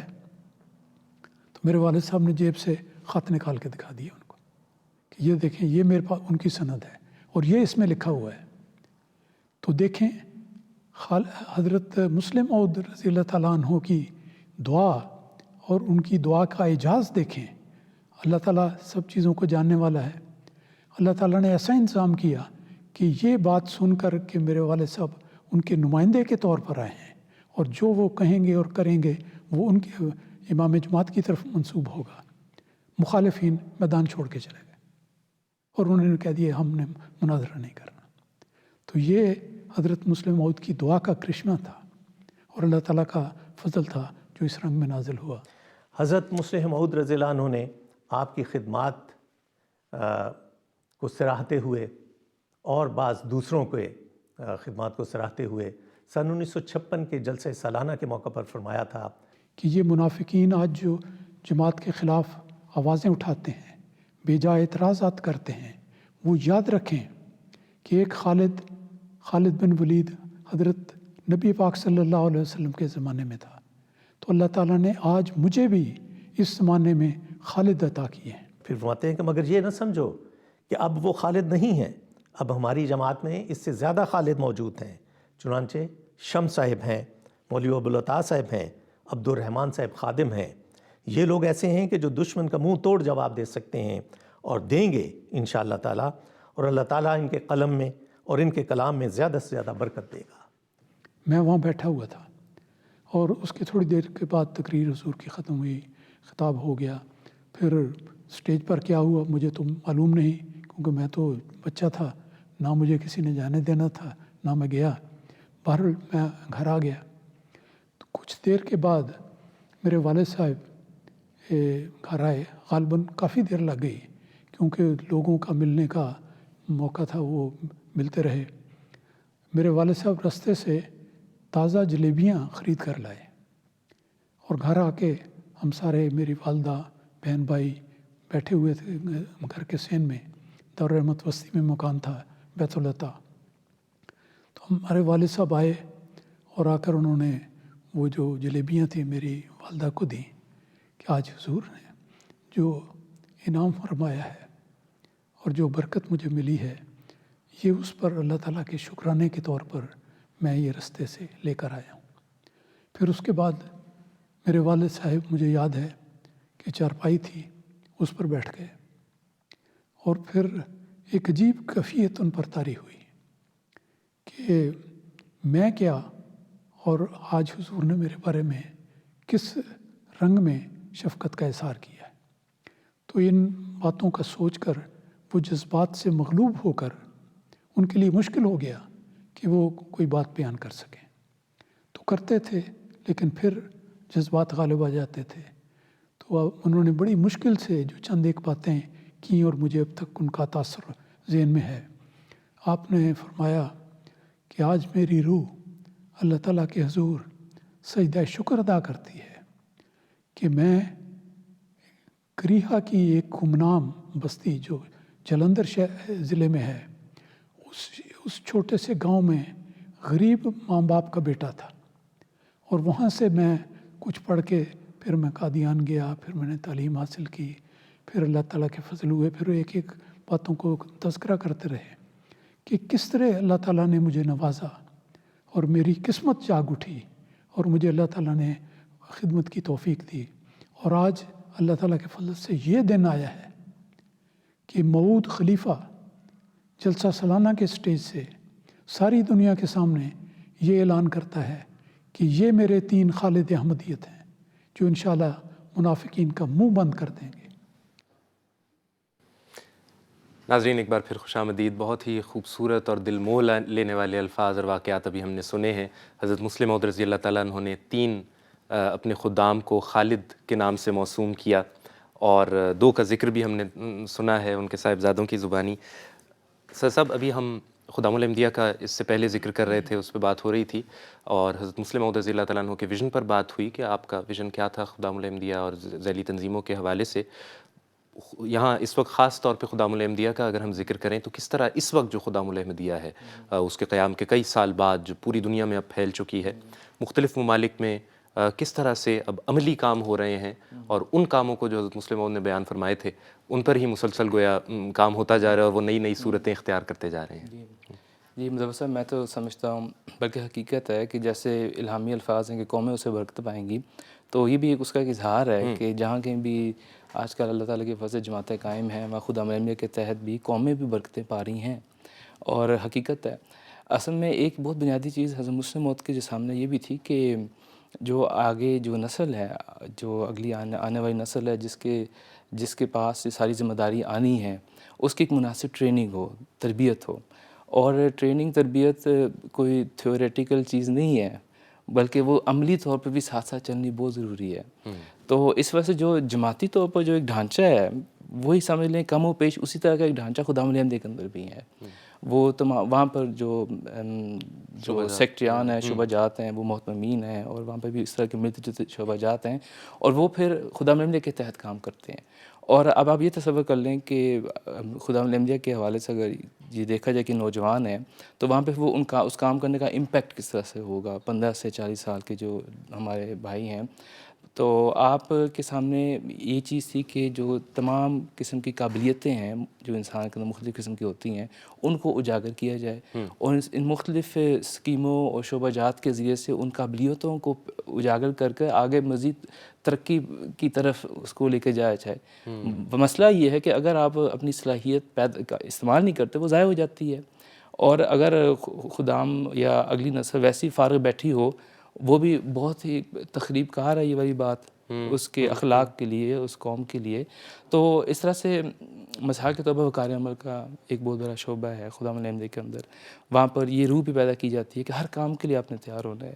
ہر جذبہ، خدمت کا جذبہ آپ کے اندر ہونا چاہیے. آپ نے ہر چیز کرنی ہے اور اپنے آپ کو کسی چیز کے لیے کچھ زیادہ بہتر نہیں سمجھنا، بلکہ یہ اس چیز کے اندر ایک عزت ہے آپ کا وقار ہے اس کام کے اندر. یہ روح پیدا کرنی بہت ضروری ہے. پھر خدمت خلق کا جو جذبہ ہے، اظہار کا، قربانی کا، لوگوں کی خدمت کرنے کا، یہ بہت بنیادی اور اہم ایک سمجھ لیں ایک پیغام ہے نوجوانوں کو. اور اس کی مختلف قسم کی اسکیمز ہیں جو مختلف جگہوں پر دکھائی دیتی ہیں. خاص طور پہ جب کئی حادثات وغیرہ ہوئے ہیں تو ابھی ہم نے جرمنی میں بھی ہمیں ہمارے خدام کو بہت خدمت کی توفیق ملی. اب یہ تو اوکیجنلی ہے حادثات، لیکن ہماری کوشش یہ بھی ہے کہ ایک ایسی خدمت بھی ہمیشہ کی جائے جو مستقل پیمانے پہ بھی ہو، جہاں پر اب بلڈ ڈونیشنز ہیں، چیریٹی واکس ہیں، پھر ہمسایوں کے حقوق ہیں، پھر آرفنس کے یہاں پہ ہم وزٹ کرتے ہیں، وہ سب چیزیں ہیں. تو اور بھی جہاں بھی کوئی موقع پیدا ہوتا ہے ہمیں دیکھنا چاہیے، بلکہ اپنی احباب جماعت کی بھی خدمت بھی ضروری ہے، ہمارے بزرگوں کی خدمت بھی ضروری ہے. پھر وہ تعلیم اور تربیت کا کام ضروری ہے. تبلیغ کے میدان میں بھی خدا ملحمدی نظر آتی ہے. پھر خالی دینی پہلو نہیں بلکہ دنیاوی ترقی بھی ضروری ہے. صنعت و تجارت کا بھی ایک شعبہ ہے جو کوشش کرتا ہے کہ خداموں کو اس حوالے سے اچھی تعلیم اور تربیت ملے اور اچھے بے روزگاری کے سامانوں کے روزگاری کے ان کے سامان پیدا ہوں. تو بہت سارے پہلو ہیں اور تمام اس پہ خدام الحمدیہ کے ذریعے یعنی نئی اسکیمز اور نئے پروجیکٹس کا آغاز. ایک چیز جو بہت ضروری ہے جو میں بتانا بھول گیا وہ یہ کہ یہ تو ساری اسکیمیں ہیں جو مستقل چل رہی ہیں، لیکن اصل اسکیم خدا الحمدیہ کی وہ ہے جو اس وقت خلیفہ وقت کہتے ہیں اور بتاتے ہیں. اگر ہم کہیں کہ خدا الحمدیہ کا لائے عمل کیا ہے تو وہ لائے عمل خدا الحمدیہ کا وہ ارشاد ہے جو خلیفہ وقت اس وقت دیتے ہیں، اور پوری کوشش کے ساتھ اس کو آگے ہم منتقل کرنے کی کوشش کریں تاکہ اس پر عمل کیا جائے. اسی میں اصل میں ہمارا سارا کچھ ہے، ہماری کامیابی، ہماری بقا بھی ہے. بالکل. جزاکم اللہ صاحب. اب اسی جگہ پہ ہم اسی تسلسل کو آگے بڑھاتے ہوئے دیکھتے ہیں کہ ہم نے 3 ملکوں کے صدران خدام الحمدیہ سے بھی مختصراً انٹرویو لیا ہے، اور دیکھتے ہیں کہ وہاں پر بھی کس طرح یہ ڈھانچہ اسٹیبلشڈ ہے، قائم ہے، اور اسی طرح پروجیکٹس پر کام ہو رہا ہے. In the 85 years of establishment of Majlis Khuddam al-Ahmadiyya worldwide, the Majlis Khuddam al-Ahmadiyya, Nigeria specifically, has continually engaged in nation building, and of course, not losing the tenet of Islam by spreading the message of the promised Messiah alayhi salam. And through this, we have various programs that we engage in, through which we work with the vision of As a Muslim Maud alayhi salam. A part of this is one, we engage in Ride for Peace. It's an activity that we do yearly to ride bicycle, through which we distribute pamphlets of message of peace by Islam. And of course, we also engage in blood donation, whereby members of Majlis Khuddam al-Ahmadiyya engage in voluntary blood donation free of charge, without looking at the religion, the creed, or whatever the race that anyone belongs to. Khuddam al-Ahmadiyya is such a unique organization which cater the needs of Jamaat members between the age of 15 and 40. There is so much in this particular organization that not only helps individuals in strive in their spirituality, but also into their day-to-day life. For example, if you have an interest in sports, there is a Shoba Sehat Jismani that provides you opportunity to participate in different competitions. There is a Department of Taaleem which helps individuals enhance their knowledge. The Department of Waqar Amal helps building individuals' character. Amur Talaba Department helps students to navigate through their studies and to help them select appropriate career options. There's so many different other avenues and options that help individual Khuddam to strive in their worldly matters. Other than this, through organizing and managing different programs, individual members are able to learn different skills, such as time management, project management, report writing, and public speaking. These skills greatly help them in the success of their worldly matters. And of course, we also engage in Stop the Crime campaign, through which we communicate to the people of Nigeria that they should eschew any form of criminality, anything that will incriminate them or,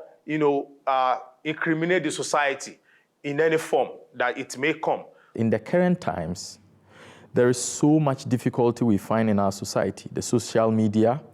the Western culture, materialism, they are all at their height. And this is the time the message is very much important and critical to the youth. Hence, in all our programs that we design as a Majlis, we focus on the spiritual growth of our members. We focus on tarbiyat programs. We focus on programs that would ensure that we sacrifice to the society and show the true message of Islam.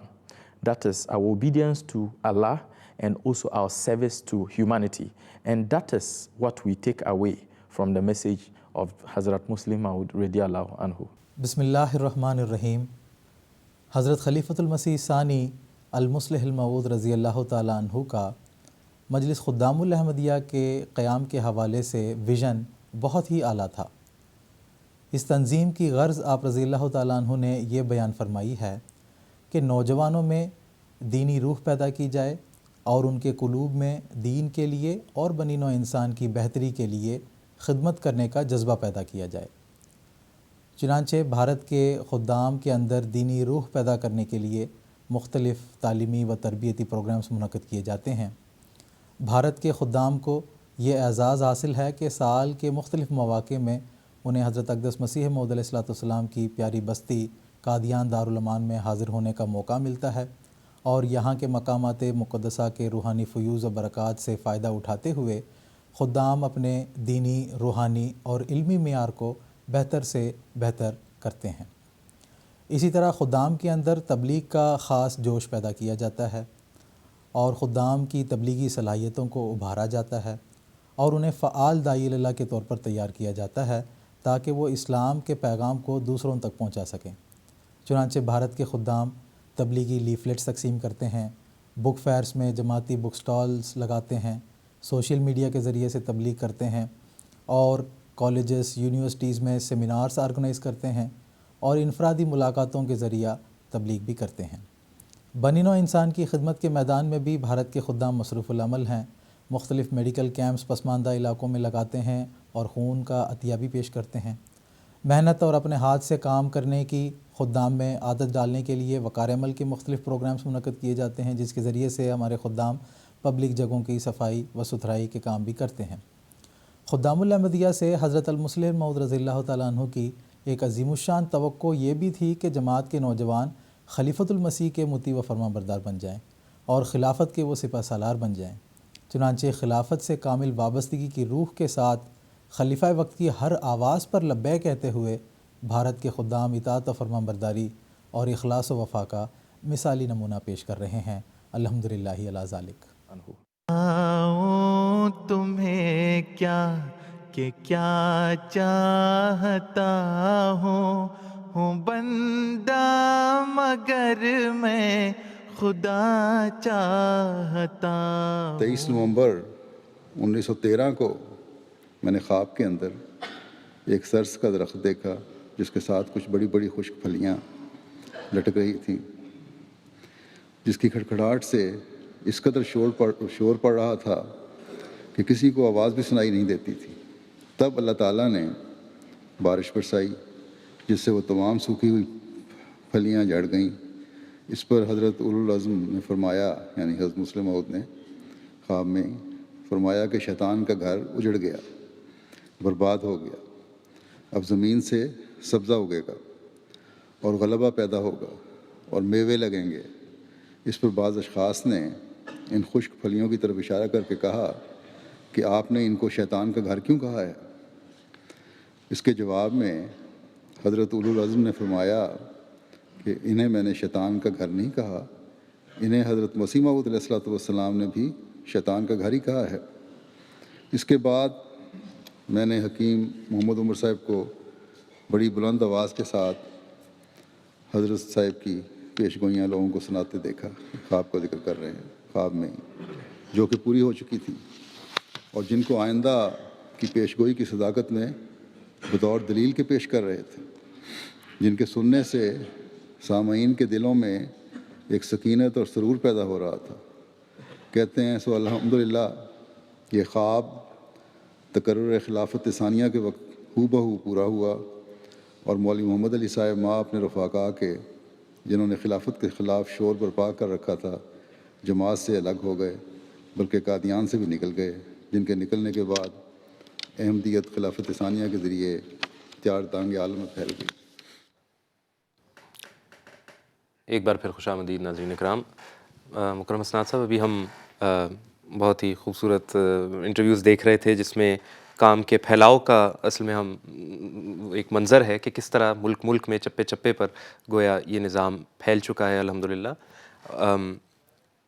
جو لیکن ابتدائی دور ہے، اگر ہم اس کی طرف نظر ڈالتے ہیں تو اس وقت ظاہر ہے ابھی جماعت کا قیام اور نظام کا قیام اس طرح سے نہیں ہوا تھا، اور حضرت مسلم موعود رضی اللہ تعالیٰ عنہ کی ایک بہت بڑا کارنامہ اور آپ کی ایک بہت بڑا احسان ہم پر اس نظام کو قائم کرنے کا ہے اور نظام خلافت کے استحکام کا ہے۔ تو اس کے پس منظر اس کو مختصراً، ظاہر ہے وہ ایک بہت ہی بڑا موضوع ہے، لیکن مختصراً اگر اس کا آپ ذکر فرمائیں۔ جی مدور صاحب، جو خلافت احمدیہ کا قیام ہے وہ تو حضرت اقدس مسیح موعود علیہ السلام کے ذریعے سے ہی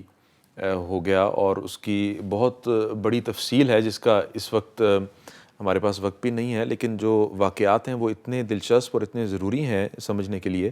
کہ خاکسار اتنا عرض کرے گا کہ حضرت مسلم موعود رضی اللہ تعالیٰ عنہ نے اس موقع پہ جب حضرت خلیفۃ مسیح اول رضی اللہ تعالیٰ عنہ کی وفات کے بعد یہ فتنہ بھی اٹھا، تو اس کے استحکام کے حوالے سے جو خدمات کیں اور جو کام کیے، اور پھر اس میں جو وہ فتنہ کیا تھا اور اس کا پس منظر کیا ہے، اس حوالے سے حضور نے آئینہ صداقت کے نام سے کتاب بھی تحریر کی جس کا مطالعہ ہمیں کرنا چاہیے۔ جہاں تک استحکام خلافت کا تعلق ہے تو ہمیں وہی پیشگوئی کے الفاظ یاد آ جاتے ہیں جس میں اللہ تعالیٰ نے حضرت مسیح موعود علیہ السلام کو اس بات کا بھی ذکر فرمایا تھا کہ نور آتا ہے نور جس کو خدا نے اپنی رضامندی کے عطر سے ممسوح کیا۔ تو خدا تعالیٰ کے فضل سے یہ جو نور اللہ تعالیٰ نے بھیجا،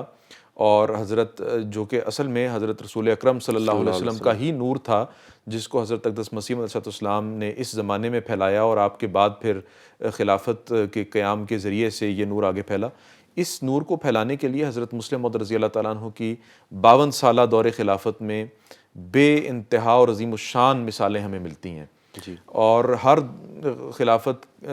کے آپ کے دور کا ہر سال اور ہر جو دن ہے، ہر روز ہے، وہ اس بات کی گواہی دیتا ہے کہ کس طرح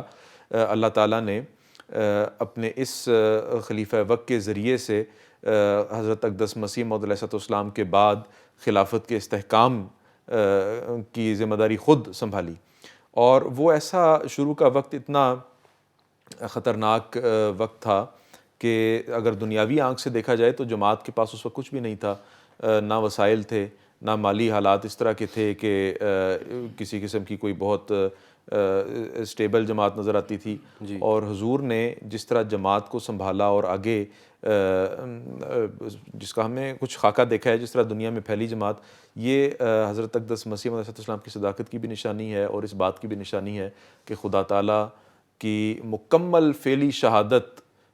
جو ہے وہ یہ ہے موجود ہے اس حوالے سے کہ خلافت کے ساتھ اللہ تعالیٰ نے خلافت کے ذریعے سے ہی تمام برکات کو وابستہ فرما دیا، جو کہ نبوت کی برکات ہیں۔ اور وہ لوگ جنہوں نے اپنے آپ کو خلافت سے منقطع کر لیا، وہ لیڈرشپ کے بھی بغیر انہوں نے اپنی زندگی گزارنا تسلیم کر لی، برکات سے وہ بالکل منقطع ہو گئے، نظام وصیت سے بھی منقطع ہو گئے۔ جو نظام حضرت اقدس مسیح موعود علیہ السلام کے ذریعے سے قائم ہوا، بابرکت نظام، اس سب سے انہوں نے اپنے آپ کو کاٹ لیا۔ تو یہ ایک مختصر سا صرف اس بارے میں بات ہو سکتی ہے، لیکن یہ ایک ایسا موضوع ہے جس کے بارے میں کئی پروگرام اور علمی طور پہ بھی حضرت مسلم موعود رضی اللہ تعالیٰ عنہ نے، مطلب عرفان خلافت بھی حضرت مسلم موعود رضی اللہ تعالیٰ عنہ نے عطا کیا، اور پھر نوجوانوں میں بھی ایک اس کا عرفان، اس کی معرفت اور اس کے ساتھ جو تعلق ہے اس کو بہت زیادہ غیر معمولی طور پہ مضبوط کیا ہے۔ اور سب ابھی نوجوانوں ہی کا ذکر ہے اور خدام کا ذکر ہے، تو آپ کی طرف آتے ہیں کہ حضرت مسلم موعود رضی اللہ تعالیٰ عنہ نے خلافت سے نوجوانوں کو اور خدام کو کس طرح جوڑا ہے۔ میرے خیال میں عہد سے بھی اس کا حوالہ ملتا ہے ہمیں۔ بالکل، عہد سے بھی اس کا حوالہ ہے، خداوند کے عہد میں شامل ہے کہ ہر خادم یہ عہد کرتا ہے کہ اسی طرح ہم خلافت کے قائم رکھنے کے لیے ہر قربانی کے لیے تیار رہیں گے، اور جو بھی معروف فیصلہ خلیفہ وقت اس کی طرف سے آئے گا اس کی پابندی کرنی ضروری سمجھیں گے۔ تو جو خدام الاحمدیہ میں جو خلافت کا جو مقام ہے اور اس کی جو پہچان ہے اور خلافت سے وابستگی ہے، جو دوسرے لفظوں میں استقام خلافت ہی ہے، اس کی طرف خاص طور پر توجہ دلانی مقصود ہے۔ اب دیکھ لیں قرآن مجید کا وعدہ خلافت میں ہے، خلافت کے متعلق ہے، اعوذ باللہ من الشیطان الرجیم، وعد اللہ الذین آمنوا منکم وعملوا الصالحات لیستخلفنہم فی الارض، جو ایمان لاتے ہیں اور عمل صالح بجا لاتے ہیں ان سے خلافت کا وعدہ ہے۔ تو اگر ہم خلافت کے فیض سے مستفیض ہونا چاہتے ہیں، خلافت تو رہے گی ہمیشہ، خدا تعالیٰ کا عظیم صلی اللہ علیہ وسلم سے وعدہ ہے، رسالہ وصیت کا بھی ذکر ہوا، قدرت حضرت مسیح السلام خدا تعالیٰ کی پہلی قدرت کے طور پر ظاہر ہوئے، بعد میں قدرت ثانیہ کی پیشن گوئی کی، آپ نے فرمایا تمہاری بہتر ہے یہ ہمیشہ رہے گی۔ تو اس کا مطلب ہے ہمیشہ ایمان لانے والے بھی رہیں گے اور عمل صالح بھی بجا لانے والے بھی رہیں گے، جو لازم مشروط ہے خلافت کے ساتھ۔ لیکن اب اگر ہم نے فیض اٹھانا ہے تو ہم نے اپنے آپ کو اس کیٹیگری میں لے کر آنا ہے کہ ہم ایمان لانے والے بنے اور عمل صالح والے بجا لانے والے بنے۔ اس کے لیے ضروری کیا ہے؟ خلافت ہی ضروری ہے اس کے لیے۔ ایمان اور عمل صالح کے لیے پھر ہمیں خلافت کو ہی سننا ہے۔ حضرت آنس نے فرمایا کہ جب تم دیکھو کہ خلیفۃ اللہ زمین میں ہے تو اس کو مضبوطی سے پکڑ لو۔ تو یہ ارشاد آگے پھر خلیفۃ الرسول کے لیے بھی ہے، خلفاء کے لیے بھی ہے۔ تو اس کو مضبوطی سے پکڑنے کا مطلب یہی ہے کہ جو بھی ارشاد آپ کی طرف سے آئے، جو آپ فرمائیں، ہم اس پر پابندی کرنا ضروری سمجھیں، اس پر عمل کریں اور عمل کرائیں تاکہ وہ روح آگے منتقل ہو ہر ایک تک۔ اب نوجوان ہی اگر نوجوانوں کو اس بات کی توجہ دلائیں گے تو اس کا ایک دوسرا اثر ہوتا ہے۔ تو یہ بہت ایک بڑا اس میں نا ایک سمجھ لیں نفسیات کا بہت بڑا پہلو تھا جو حضرت مسلم موعود نے مد نظر رکھا تھا۔ حضور نے بھی یہ فرمایا نا ایک خطاب میں کہ حفاظت خلافت کا جو ہم عہد کرتے ہیں اس کے معنی یہ ہے کہ ہم حضور کے اصل ارشاد پر عمل کریں اور عمل کروائیں۔ بالکل۔ سر صاحب آگے بڑھتے ہیں اور اگلی سیگمنٹ کی طرف جاتے ہیں۔ وہ جگہ، وہ بستی، وہ گلیاں جہاں پر گویا استحکام خلافت ہوئی، جہاں پہ حضرت مسیح موعود علیہ السلام کا ظہور ہوا اور جو خلافت کی بھی گویا جائے ظہور ہے، وہی کوچہ ہے قادیاں کی طرف اب ہم آگے بڑھتے ہیں، اور وہاں سے ہمارے ساتھ ایک دوست شامل ہیں اور ہم ان گلیوں کو بھی دیکھیں گے اور کوشش کرتے ہیں کہ قادیان سے ہمارا رابطہ ہو۔ السلام علیکم ورحمۃ اللہ وبرکاتہ۔ وعلیکم السلام ورحمۃ اللہ وبرکاتہ۔ السلام علیکم۔ آپ سے گزارش ہے کہ ہماری ناظرین کی خدمت میں کچھ اشعار حضرت مسلم موعود رضی اللہ تعالیٰ عنہ کے حوالے سے پیش کریں اور ہم ساتھ قادیان سے یہ آواز سنیں اور پھر دنیا بھر میں پھیلتی ہوئی دیکھیں۔ جی، سب سے پہلے قادیان دارالایمان سے ہمارے پیارے حضور انور کو محبت سے بھرا السلام علیکم ورحمۃ اللہ وبرکاتہ پہنچے۔ کلام حضرت مسلم موعود رضی اللہ تعالیٰ عنہ۔ نشان ساتھ ہیں اتنے کہ کچھ شمار نہیں، ہمارے دین کا قصوں پہ ہی مدار نہیں، نشان ساتھ ہیں اتنے کہ کچھ شمار نہیں،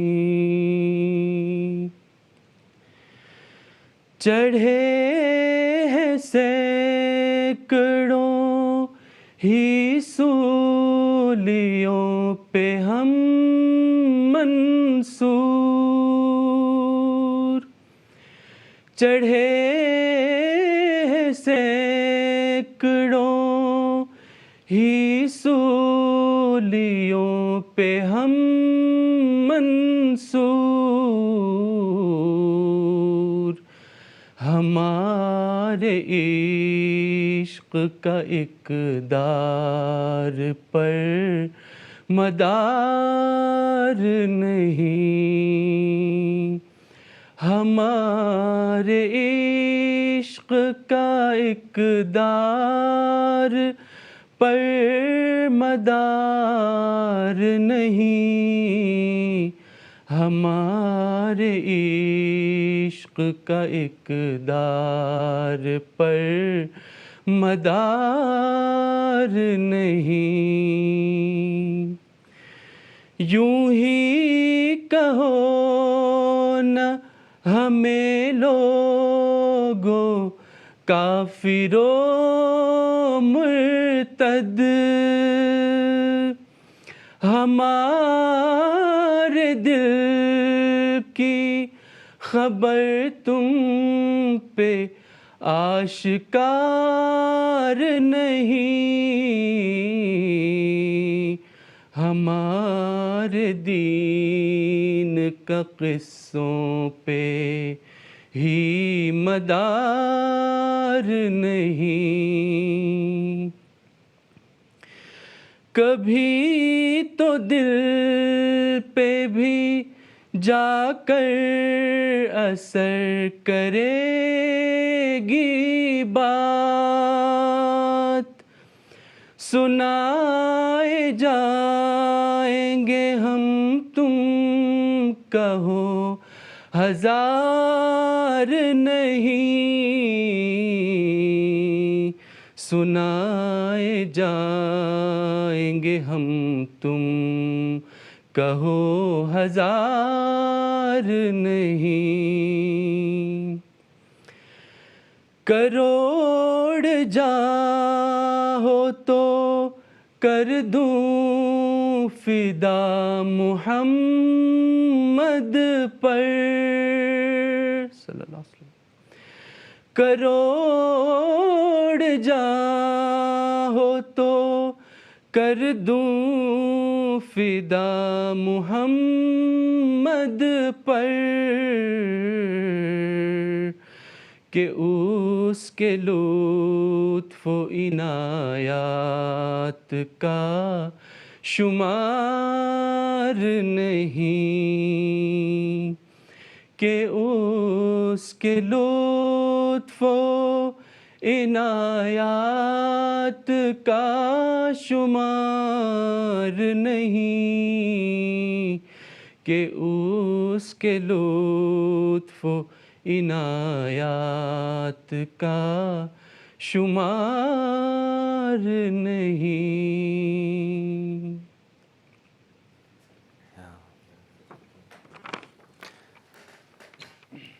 جزاکم اللہ تعالیٰ، جزاکم اللہ تعالیٰ۔ بہت خوبصورت آواز سے ابھی ہم نے یہ اشعار سنے حضرت مسلم موعود رضی اللہ تعالیٰ عنہ کے، اور اس میں بھی آپ کی اولو العزمی، آپ کا شوق اور ولولہ ہمیں صاف دکھائی دیتا ہے، نظر آتا ہے۔ اس وقت ناظرین کرام ہمارے ساتھ ہیں مکرم سعادت احمد صاحب، آپ سیکٹری وقف نو ہیں اور جماعت احمدیہ جرمنی میں، اور آپ بھی واقف زندگی ہیں۔ السلام علیکم ورحمۃ اللہ وبرکاتہ سعادت صاحب۔ وعلیکم السلام۔ سعادت صاحب، آپ سے ہمارا جو سوال ہے وہ اشاعت اسلام کے حوالے سے ہے۔ حضرت مسلم موعود رضی اللہ تعالیٰ عنہ کے اندر جو جوش و ولولہ تھا، ابھی نظم میں بھی ہم نے سنا، اس کے حوالے سے حضور نے جو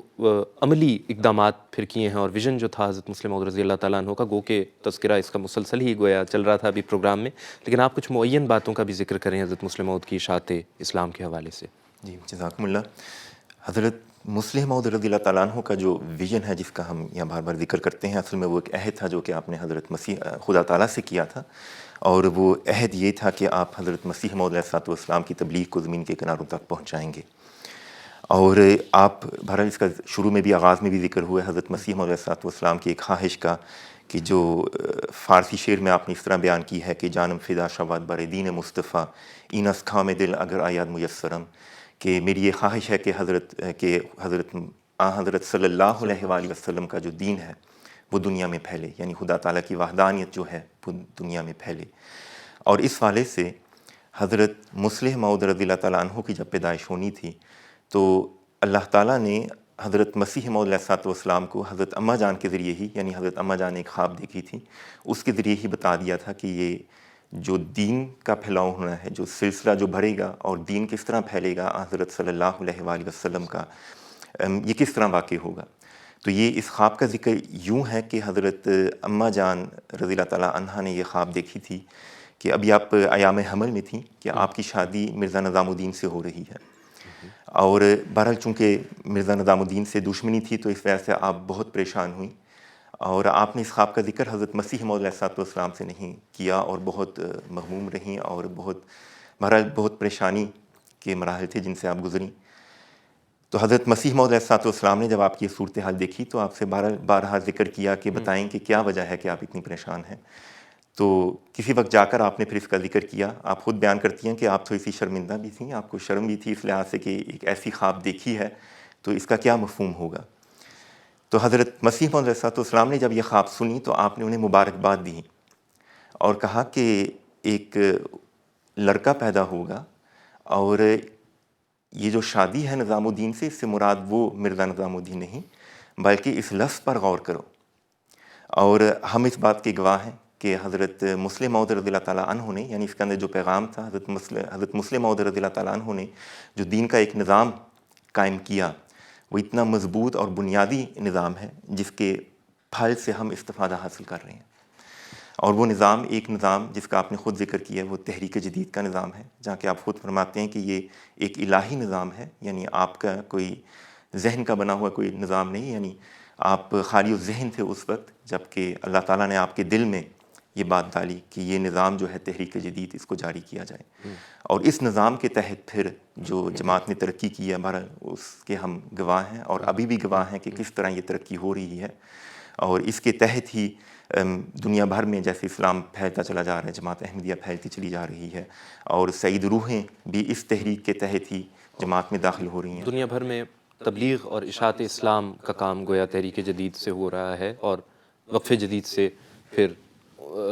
یعنی ہند و پاک کے اندر یہ کام ہو رہا تھا۔ پہلے تو بہرحال ہند و پاک میں تھا، مگر بہرحال اس کو پھر بعد میں بڑھا دیا گیا، اور دنیا بھر میں بھی جو مبلغین بھی بھیجے گئے ہیں، پہلے بھی بھیجے جا رہے تھے حضرت مسیح موعود علیہ السلام کے زمانے سے ہی، حضرت خلیفۃ المسیح اول کے زمانے سے ہی، اور پھر حضرت خلیفۃ المسیح ثانیہ نے حضرت مسلم موعود رضی اللہ تعالیٰ عنہ کے زمانے میں بھی، آغاز میں بھی، خلافت کے آغاز میں بھی مبلغین کو بھیجا گیا، مگر تحریک جدید کے تحت پھر مزید اس کام کو بڑھایا گیا۔ اور اس کے آپ نے کچھ یعنی اس کا اصول، جو بنیادی اصول آپ نے اس کا یعنی بیان فرمایا ہے، اس کے بارے میں آپ فرماتے ہیں کہ اس کی بنیاد بھی اس بات پر رکھی گئی ہے کہ خدا تعالیٰ کا جو کلام ہے اس کی تشہیر و ترویج ہو، یعنی وہ خدا تعالیٰ کا جو کلام ہے وہ دنیا بھر میں پھیلایا جائے۔ جب حضرت مسیح موعود علیہ السلام نے کہہ لیں جامع احمدیہ کا بھی جو ایک آغاز ہے، حضرت مسیح موعود علیہ السلام کے زمانے سے ہی ہو گیا تھا۔ پھر حضرت خلیفۃ المسیح اول کے زمانے میں جو غیر مبائین بعد میں حضرت مسلم موعود کے زمانے میں تھے، انہوں نے ایک لحاظ سے یہ کوشش بھی کی تھی کہ یہ جو ادارہ ہے یہ دنیاوی ادارہ ہو، اور جو دینی اس کی شاخ ہے وہ کہہ لیں کہ آدھے سال میں قرآن مجید پڑھا دیا جائے اور یہ کافی ہوگا۔ اس وقت بھی حضرت مسلم موعود رضی اللہ تعالیٰ عنہ، چونکہ یہاں اولو العزم کا بھی ایک لحاظ سے ذکر ہو رہا ہے، آپ کھڑے ہوئے تو آپ نے اس چیز کو بھی مضبوطی سے قائم کیا اور بیان فرمایا کہ جو اصل چیز ہے وہ خدا تعالیٰ کا کلام ہے، خدا تعالیٰ کا الہام ہے، جس کو دنیا میں پھیلانا ہے، نہ کہ دینی یا نہ کہ دنیاوی جو علم ہے وہ ساتھ ساتھ چلتا رہے گا، اور دنیاوی علم کی بھی بنیاد جو ہے وہ خدا تعالیٰ کا جو الہام ہے وہ بنتا ہے۔ اور اس کے لیے بھی آپ نے بہرحال کوشش کی، اور اس طرح پھر اپنے دور میں بھی جامع احمدیہ کا قیام بھی کیا، تو وہ بھی ہم دیکھتے ہیں کہ جامعات کس طرح پوری دنیا میں پھیلی ہیں، اور جو مربیان ہیں جن کو بیچتے رہے، بیرون ملک بھیجا، اس کے ذریعے ہر ایک ملک میں آج جو ہے جماعت کی بنیاد پڑ چکی ہے۔ اور اسی حوالے سے ساتھ ساتھ چونکہ آپ کا ظاہر وقف نو کے ساتھ بھی تعلق ہے، بہت اختصار کے ساتھ، کہ یہی تعداد اس وقت جو مبلغین کی ہے، واقفین کی ہے، ہم دیکھتے ہیں کہ وہ بھی بڑھتی جا رہی ہے الحمدللہ، تو اس طرف بھی کچھ ہمیں بتائیں۔ ہاں، تحریک وقف نو کے ذریعے بہرحال اس وقت بھی حضرت مسلم موعود رضی اللہ تعالیٰ عنہ نے بھی اس بات کا ہمیشہ اعلان کیا کہ احباب جماعت جو ہیں وہ اپنی زندگی وقف کریں، اور اس کے تحت ہی یعنی یہ تحریکات چلتی رہیں، کافی بہت ساری تحریکات آپ نے اس طرح کی ہیں اپنے زمانے میں، اور پھر حضرت خلیفۃ المسیح رابع رحمہ اللہ تعالیٰ نے بھی اس تحریک کا آغاز کیا، تحریک وقف نو کا، جس کے ذریعے احباب جماعت اپنی اولاد کو وقف کرتے ہیں، اور وہ پھر اولاد جو ہوتی ہے وہ بھی اپنے آپ کو وقف کرتی ہے، اور اس طرح دین یعنی اسلام احمدیت کی خدمت کے لیے اپنے آپ کو وقف کرتی ہے، تاکہ خدا تعالیٰ کا جو پیغام ہے وہ دنیا میں پھیلایا جائے۔ اور حضرت مسلم موعود رضی اللہ تعالیٰ عنہ نے جو اپنا ایک مقصد بیان کیا ہے، وہ آپ یہ کہتے ہیں کہ میرا مقصد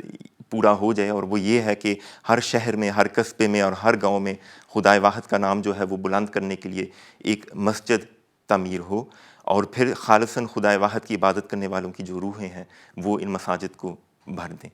جزاکم اللہ۔ سب آخری آپ سے میں سوال اب کروں گا، چونکہ ہمارے وقت اب ختم ہونے والا ہے، گو کہ گفتگو تو بہت کی جا سکتی ہے مزید، کہ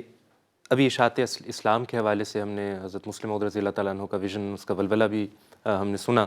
اور پھر اقدامات بھی ہم نے دیکھے کہ کس طرح حضرت مسلم موعود اور پھر خلفاء کے مستقل سلسلے میں ہمیں نظر آتے ہیں اس حوالے سے اقدامات، کیونکہ یہی ہمارے اعلیٰ مقاصد میں سے بہت بڑا مقصد ہے۔ تو اس وقت ہر فرد جماعت، ہمارے احباب جماعت کس طرح اس میں اپنا اپنا حصہ ڈال سکتے ہیں؟ مطلب صاحب یہاں پہ وہ حضرت مسلم موعود کا شعر یاد آتا ہے کہ ہم تو جس طرح بنے کام کیے جاتے ہیں، آپ کے وقت میں یہ سلسلہ بدنام نہ ہو۔ تو ساری ذمہ داری، سارا بار حضرت مسلم موعود کئی بڑے پیارے انداز سے سمجھایا کہ آپ لوگوں پر یہ میرے بات پڑھنا ہے، آپ لوگوں نے اس کو اٹھانا ہے۔ جماعت احمدیہ ایک خاص مقصد لے کر اٹھی ہے، ہمارا یہاں پر یورپ میں ہونا ایک خاص مقصد کے تحت ہے، خدا تعالیٰ کی خاص منشا ہے جو ہم یہاں پر ہیں۔ حضرت مسلم، آپ نے اشاعت اسلام کا ذکر کیا، حضرت مسلم موعود نے تو خاص سفر یورپ میں اس کا اظہار کیا ہے کہ مجھے اس بات کی فکر نہیں کہ اسلام پھیلے گا نہیں پھیلے گا، اسلام پھیلے گا اور اسلام قبول ہوگا، لوگ مقبولیت ملے گی اسے، لیکن مجھے اس بات کا ڈر ہے کہ وہ کون سا اسلام ہوگا۔ تو یہاں پہ ہمارے لیے بھی ضروری ہے کہ ہم جانیں کہ حضرت مسلم موعود نے کس طریق پر تبلیغ کی تھی۔ حضرت مسلم اسلام کا الہام ہے، میں تیری تبلیغ کو زمین کے کناروں تک پہنچاؤں گا۔ تو حضرت مسلم موعود کے انداز تحریر میں، آپ کے انداز تبلیغ میں ہمارے لیے اصل میں وہ لائے عمل ہے کہ کس طرح سے ہم نے اس پیغام کو پہنچانا ہے۔ ہم نے پہلے ذکر ہوا کہ آپ کے شاگرد بننا ہے، ہمیں آپ سے وہ علوم حاصل کرنے ہیں، تبھی ہم صحیح رنگ میں اسلام کو صحیح انداز میں اس کی اصل شکل میں ہم اس طرح سے پیش کر سکیں گے جو حضرت محمد مصطفیٰ صلی اللہ علیہ وسلم کا دین تھا۔ اور حضرت مسیح علیہ السلام اسی دین کے احیاء کے لیے آئے تھے، کوئی نیا دین آپ لے کر نہیں آئے تھے، اور مقدر ہے اسلام کا یہاں پر پھیلنا، انشاءاللہ پھیلے گا۔ خلفائے احمدیت کی قیادت میں الحمدللہ، حضرت خلیفۃ المسیح خامس ایھا تعالیٰ بعزتی کی قیادت میں آج جماعت احمدیہ روز بروز ترقی کرتی جا رہی ہے، اور یہ ہوگا۔ تو ہمارے لیے ضروری ہے بہرحال کہ ہم اپنے آپ کو حضرت مسلم موعود کے شاگردوں میں شامل کرنا شروع کریں۔ حضور نے اس کا ذکر ایسے نہیں کیا خطبہ جمعہ میں کہ اتنی کتب کا ترجمہ ہو چکا ہے، اتنا جماعت اتنا کام کر رہی ہے، آپ کی تحریرات کو کتنی ویلیو ہے حضور کی نظر میں آپ کی تحریرات کی، کہ پوری ایک ریسرچ سیل اس پر کام کر رہا ہے، اور کھوج کر نکال رہے ہیں کیا آپ نے فرمایا، کہاں کیا فرمایا۔ تو اس میں مالی پیغام ہے۔ دوسرا، یہ وہ شخص ہے جس پر فرشتوں کا نزول ہوتا تھا۔ تو آپ نے کہا ہے کہ اگر آپ چاہتے ہیں کہ آپ پر فرشتوں کا نزول ہو تو اس شخص کی تحریرات پڑھیں، تاکہ آپ کے اندر بھی وہ خدا تعالیٰ کی آپ کی تائیدات اور نصرتیں آپ کے ساتھ بھی شامل ہوں۔ تو یہ لازم ملزوم ہے، ہم اس کو ہٹا کر کسی طرح سے آگے نہیں بڑھ سکتے۔ جیسے آپ نے ذکر بھی کیا نا کہ جو آج خدمت کرنا چاہے، آپ کی دعا بھی تھی کہ وہ آپ کا شاگرد ہو، یعنی آپ سے علم حاصل کر کے خدمت اسلام کرے، تو ہم بھی اپنا حصہ اگر اشاعت اسلام میں ڈالنا چاہتے ہیں تو ہمارے لیے ازبت ضروری ہے کہ ہم حضرت مسلم موعود رضی اللہ تعالیٰ عنہ کا جو علمی خزانہ ہے اس کا مطالعہ کریں۔ الاسلام.org پہ آپ یہ ساری کتب یا بہت سی کتب اردو میں پڑھ سکتے ہیں۔ اس پر مزید، جیسے سر صاحب نے بھی ذکر کیا، حضور نے بھی ذکر فرمایا ہے کہ اس پر مزید کام ہو رہا ہے، اور ابھی بہت سے اور علمی مواد ہے جو ہم تک انشاءاللہ پہنچتا رہے گا وقت کے ساتھ ساتھ۔ اسی طرح انگریزی اور جرمن زبانوں میں بھی حضرت مسلم موعود رضی اللہ تعالیٰ عنہ کی بھی مختلف تحریرات دستیاب ہیں، اور الاسلام پر آپ کو مل جائیں گی۔ ناظرین کرام، اس کے ساتھ ہی ہم اپنے پروگرام کے اختتام پر بھی پہنچتے ہیں۔ آج 20 فروری کی تاریخ ہے، یعنی آج ہی کے دن ہم یوم پیش گوئی مسلم موعود مناتے ہیں، اور جو گزشتہ 2 دنوں سے سلسلہ جاری تھا پروگرامز کا، آج کی اس نشست کے ساتھ یہ گویا پروگرام کا سلسلہ بھی اپنے اختتام کو پہنچتا ہے۔ اور ہم چونکہ اپنے ایام جو یادگار ایام ہوتے ہیں ان کو کسی تاریخ پیدائش یا تاریخ وفات کے اعتبار سے نہیں مناتے، بلکہ ان کے پیچھے خاص تاریخیں یا ایام ہوتے ہیں۔ اسی طرح یہ دوبارہ ذکر ضروری ہے کہ یہ دن بھی جو ہم مناتے ہیں یہ یوم پیش گوئی مسلم موعود ہے، یعنی وہ پیش گوئی جو حضرت مسیح موعود علیہ الصلوۃ والسلام کو عطا ہوئی، جس کے مصداق حضرت مرزا بشیر الدین محمود احمد صاحب رضی اللہ تعالیٰ عنہ ہوئے، جو آپ کی ذریۃ النسل سے تھے، جیسے کہ پیش گوئی کے الفاظ تھے۔ تو اس پیش گوئی کے حوالے سے ہم یہ دن مناتے ہیں، جو صداقت کا نشان تھا خود حضرت مسیح موعود علیہ الصلوۃ والسلام کے لیے بھی، اور اسلام اور آن حضرت صلی اللہ علیہ وسلم کے لیے بھی جو حضرت مسیح موعود علیہ السلام کو دیا گیا، یہ ایک تحدیث نعمت ہے جس کا ذکر ہم نے آج بھی کیا اور گزشتہ ایام میں بھی ہوتا رہا ہے۔ اب ہم آخر میں آپ سے اجازت چاہتے ہوئے یہ کہیں گے کہ حضرت مسلح موعود رضی اللہ تعالیٰ عنہ کی طرف سے جو خدمات کی گئی ہیں بر صغیر میں بسنے والے مسلمانوں کے لیے، ان کی ایک مختصر ڈاکیومنٹری ابھی آپ ملاحظہ فرما سکیں گے، لیکن ہم آپ سے اب اس وقت اجازت چاہتے ہیں اس شعر کے ساتھ کہ ایک وقت آئے گا کہ کہیں گے تمام لوگ ملت کے اس فدائی پہ رحمت خدا کرے۔ اس کے ساتھ ہی السلام علیکم ورحمۃ اللہ وبرکاتہ۔ خدا حافظ۔ اے فضل عمر تیرے اوصاف کریمانہ، اے فضل عمر تیرے اوصاف کریمانہ،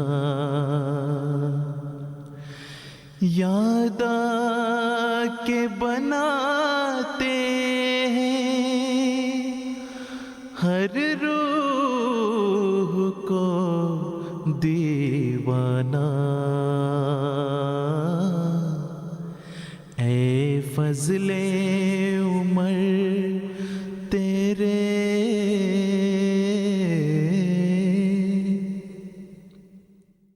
بیسویں صدی کے ابتدائی 50 سال بر صغیر کے عوام کے لیے نہایت کٹھن اور تاریخ ساز واقعات سے بھرپور تھے۔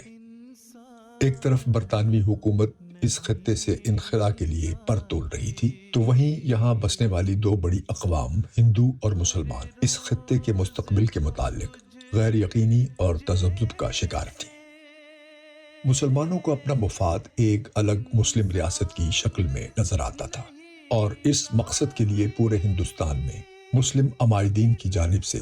تگ و دو کی جا رہی تھی۔ اس تمام شور و غوغے میں پنجاب میں واقع ایک چھوٹی سی بستی قادیان میں تیزی سے ترقی کرتی جماعت احمدیہ کے امام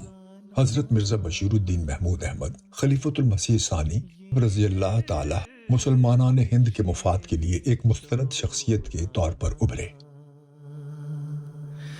یاد آ کے بناتے ہیں ہر روح کو دیوانہ، اے فضل عمر تیرے۔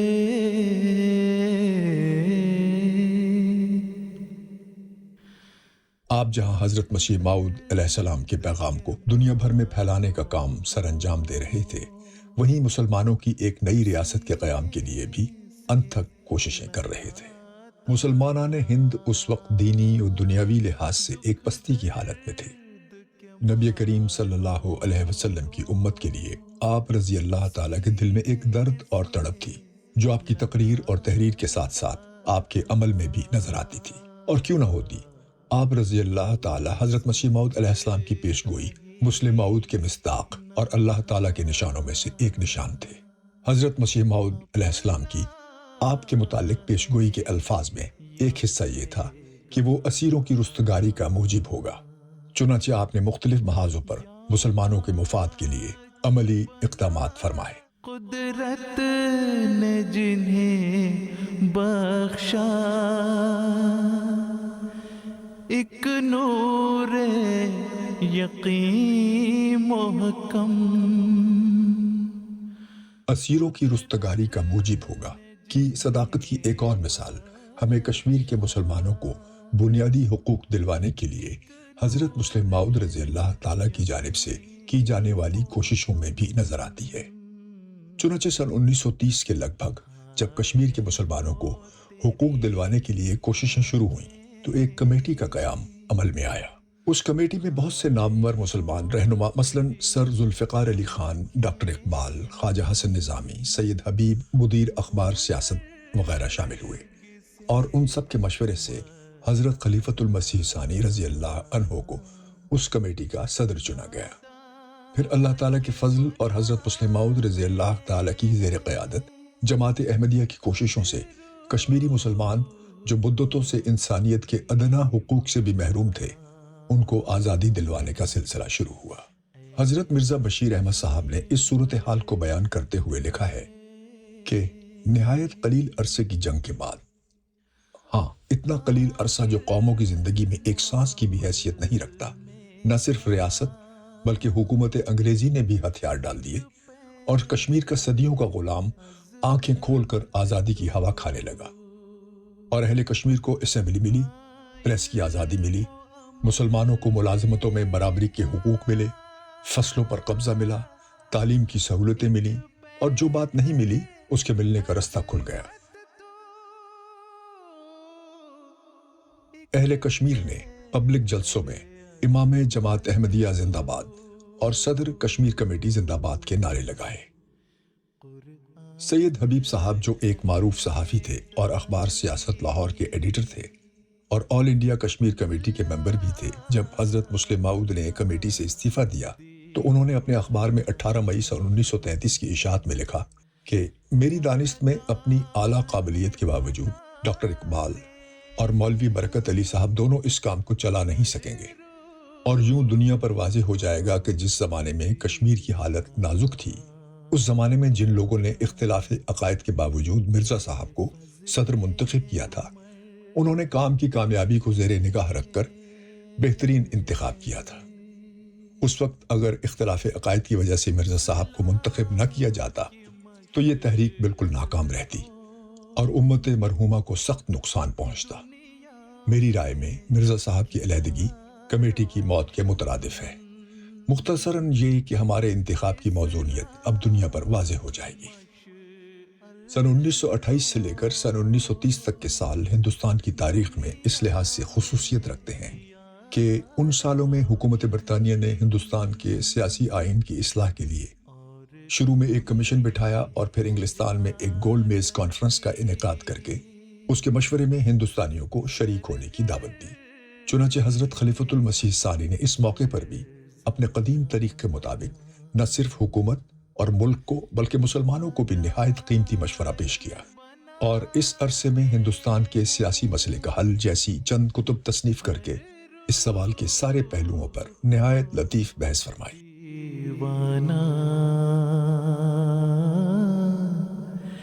اے فضل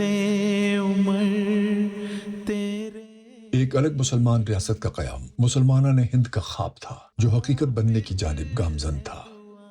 قائد اعظم محمد علی جناح تحریک پاکستان کے روح رواں تھے، مگر سن 1930 کے دہائی میں قائد اعظم کانگریس میں شامل علماء کے رویے اور ہندو ذہنیت کے باعث گول میز کانفرنس کے دوران ہی سخت مایوس ہو گئے اور ہندوستان کو ہمیشہ کے لیے خیر بات کہنے کا فیصلہ کر لیا اور لندن چلے گئے۔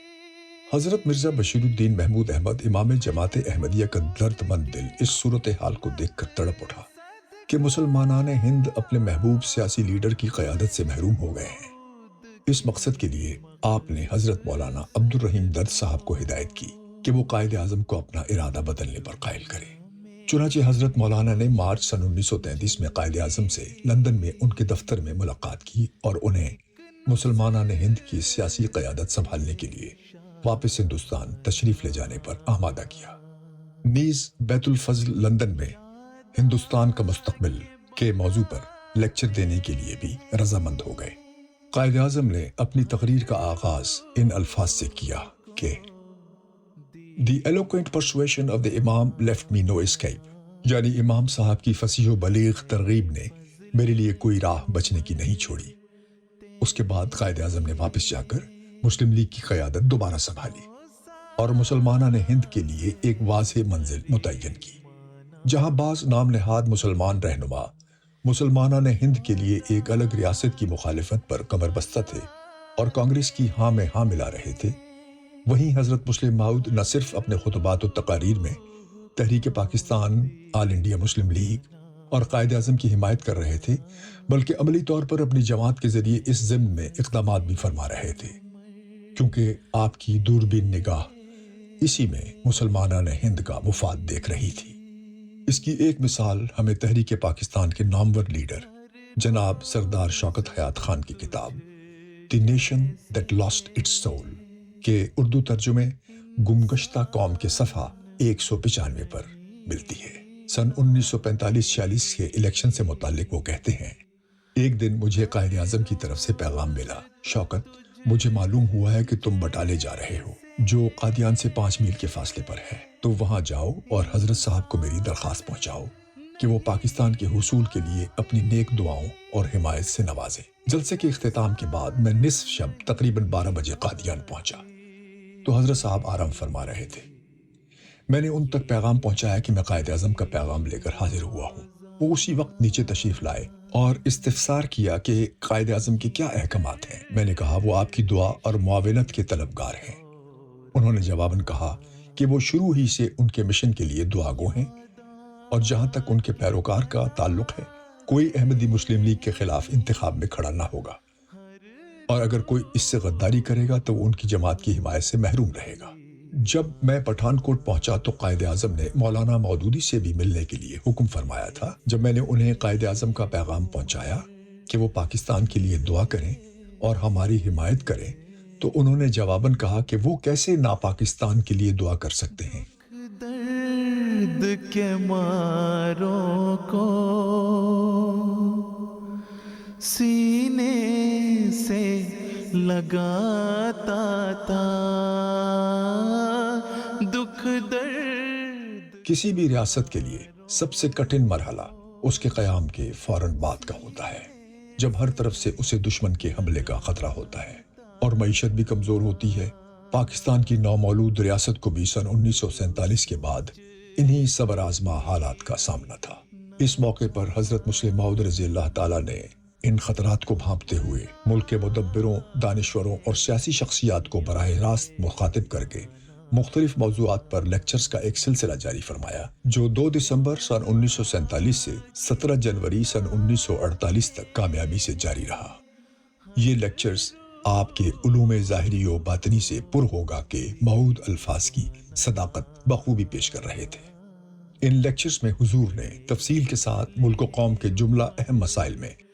अहले पाकिस्तान की रहनुमाई फरमाई। हुजूर ने सबसे पहले दिफाए पाकिस्तान को मजबूत करने पर जोर दिया। इस ज़िम्न में आपने बर्री, बहरी और फिजाई ताकत की अहमियत और ज़रूरत पर भी जोर दिया। हुजूर ने पाकिस्तान की दिफाई ताकत का जायजा लिया, उसके बाद काबिल तवज्जो पहलुओं की निशानदही फरमाई और बाज़ ऐसे अहम और मुफीद तरीक़ बताए जो दिफाए पाकिस्तान के लिए उस दौर में मुफीद थे। इसी तरह आपने फरमाया कि मुल्क की ज़री तरक्की की तरफ तवज्जो दी जाए, क्योंकि पाकिस्तान में इस मैदान में बड़े वसीओ अरीज ज़राए हैं और तरक्की याफ्ता खतूत पर अमल दरामद करने से बहुत जल्द ज़री दौलत पैदा की जा सकती है।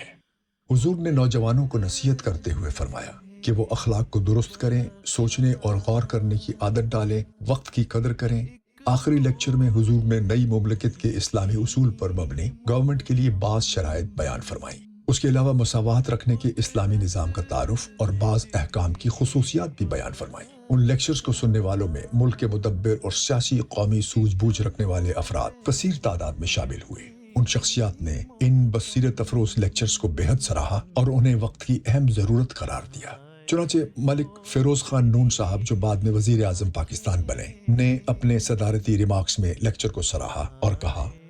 हजरत साहब के दिमाग के अंदर इल्म का एक समंदर मौजूद है। उन्होंने थोड़े वक्त में हमें बहुत कुछ बताया है और निहायत फाजिलाना तरीके से मजमून पर रोशनी डाली है। पाकिस्तान के क़याम को 75 साल का अरसा हो चुका है और आज भी हजरत मुस्लिम मऊद रज़ी अल्लाह ताला की पाकिस्तान की बेहतरी के लिए की गई नसाए निहायत कारआमद हैं। हजरत मुस्लिम मऊद रज़ी अल्लाह ताला के दिल में यूं तो तमाम दुनिया के मुसलमानों का ही गम मौजूद था, जिसके लिए आपने तकरीर व तहरीर के साथ साथ ठोस अमली इक़दामात भी उठाए। ताहम मुसलमाना ने हिंद के मफादात के लिए आपके इक़दामात तारीख में एक अलग हैसियत रखते हैं। एक वक्त आएगा कि कहेंगे तमाम लोग, मिल्लत के इस फिदाई पे रहमत खुदा करे। याद के बनाते हैं हर रूह को दीवाना, ए फजले उमर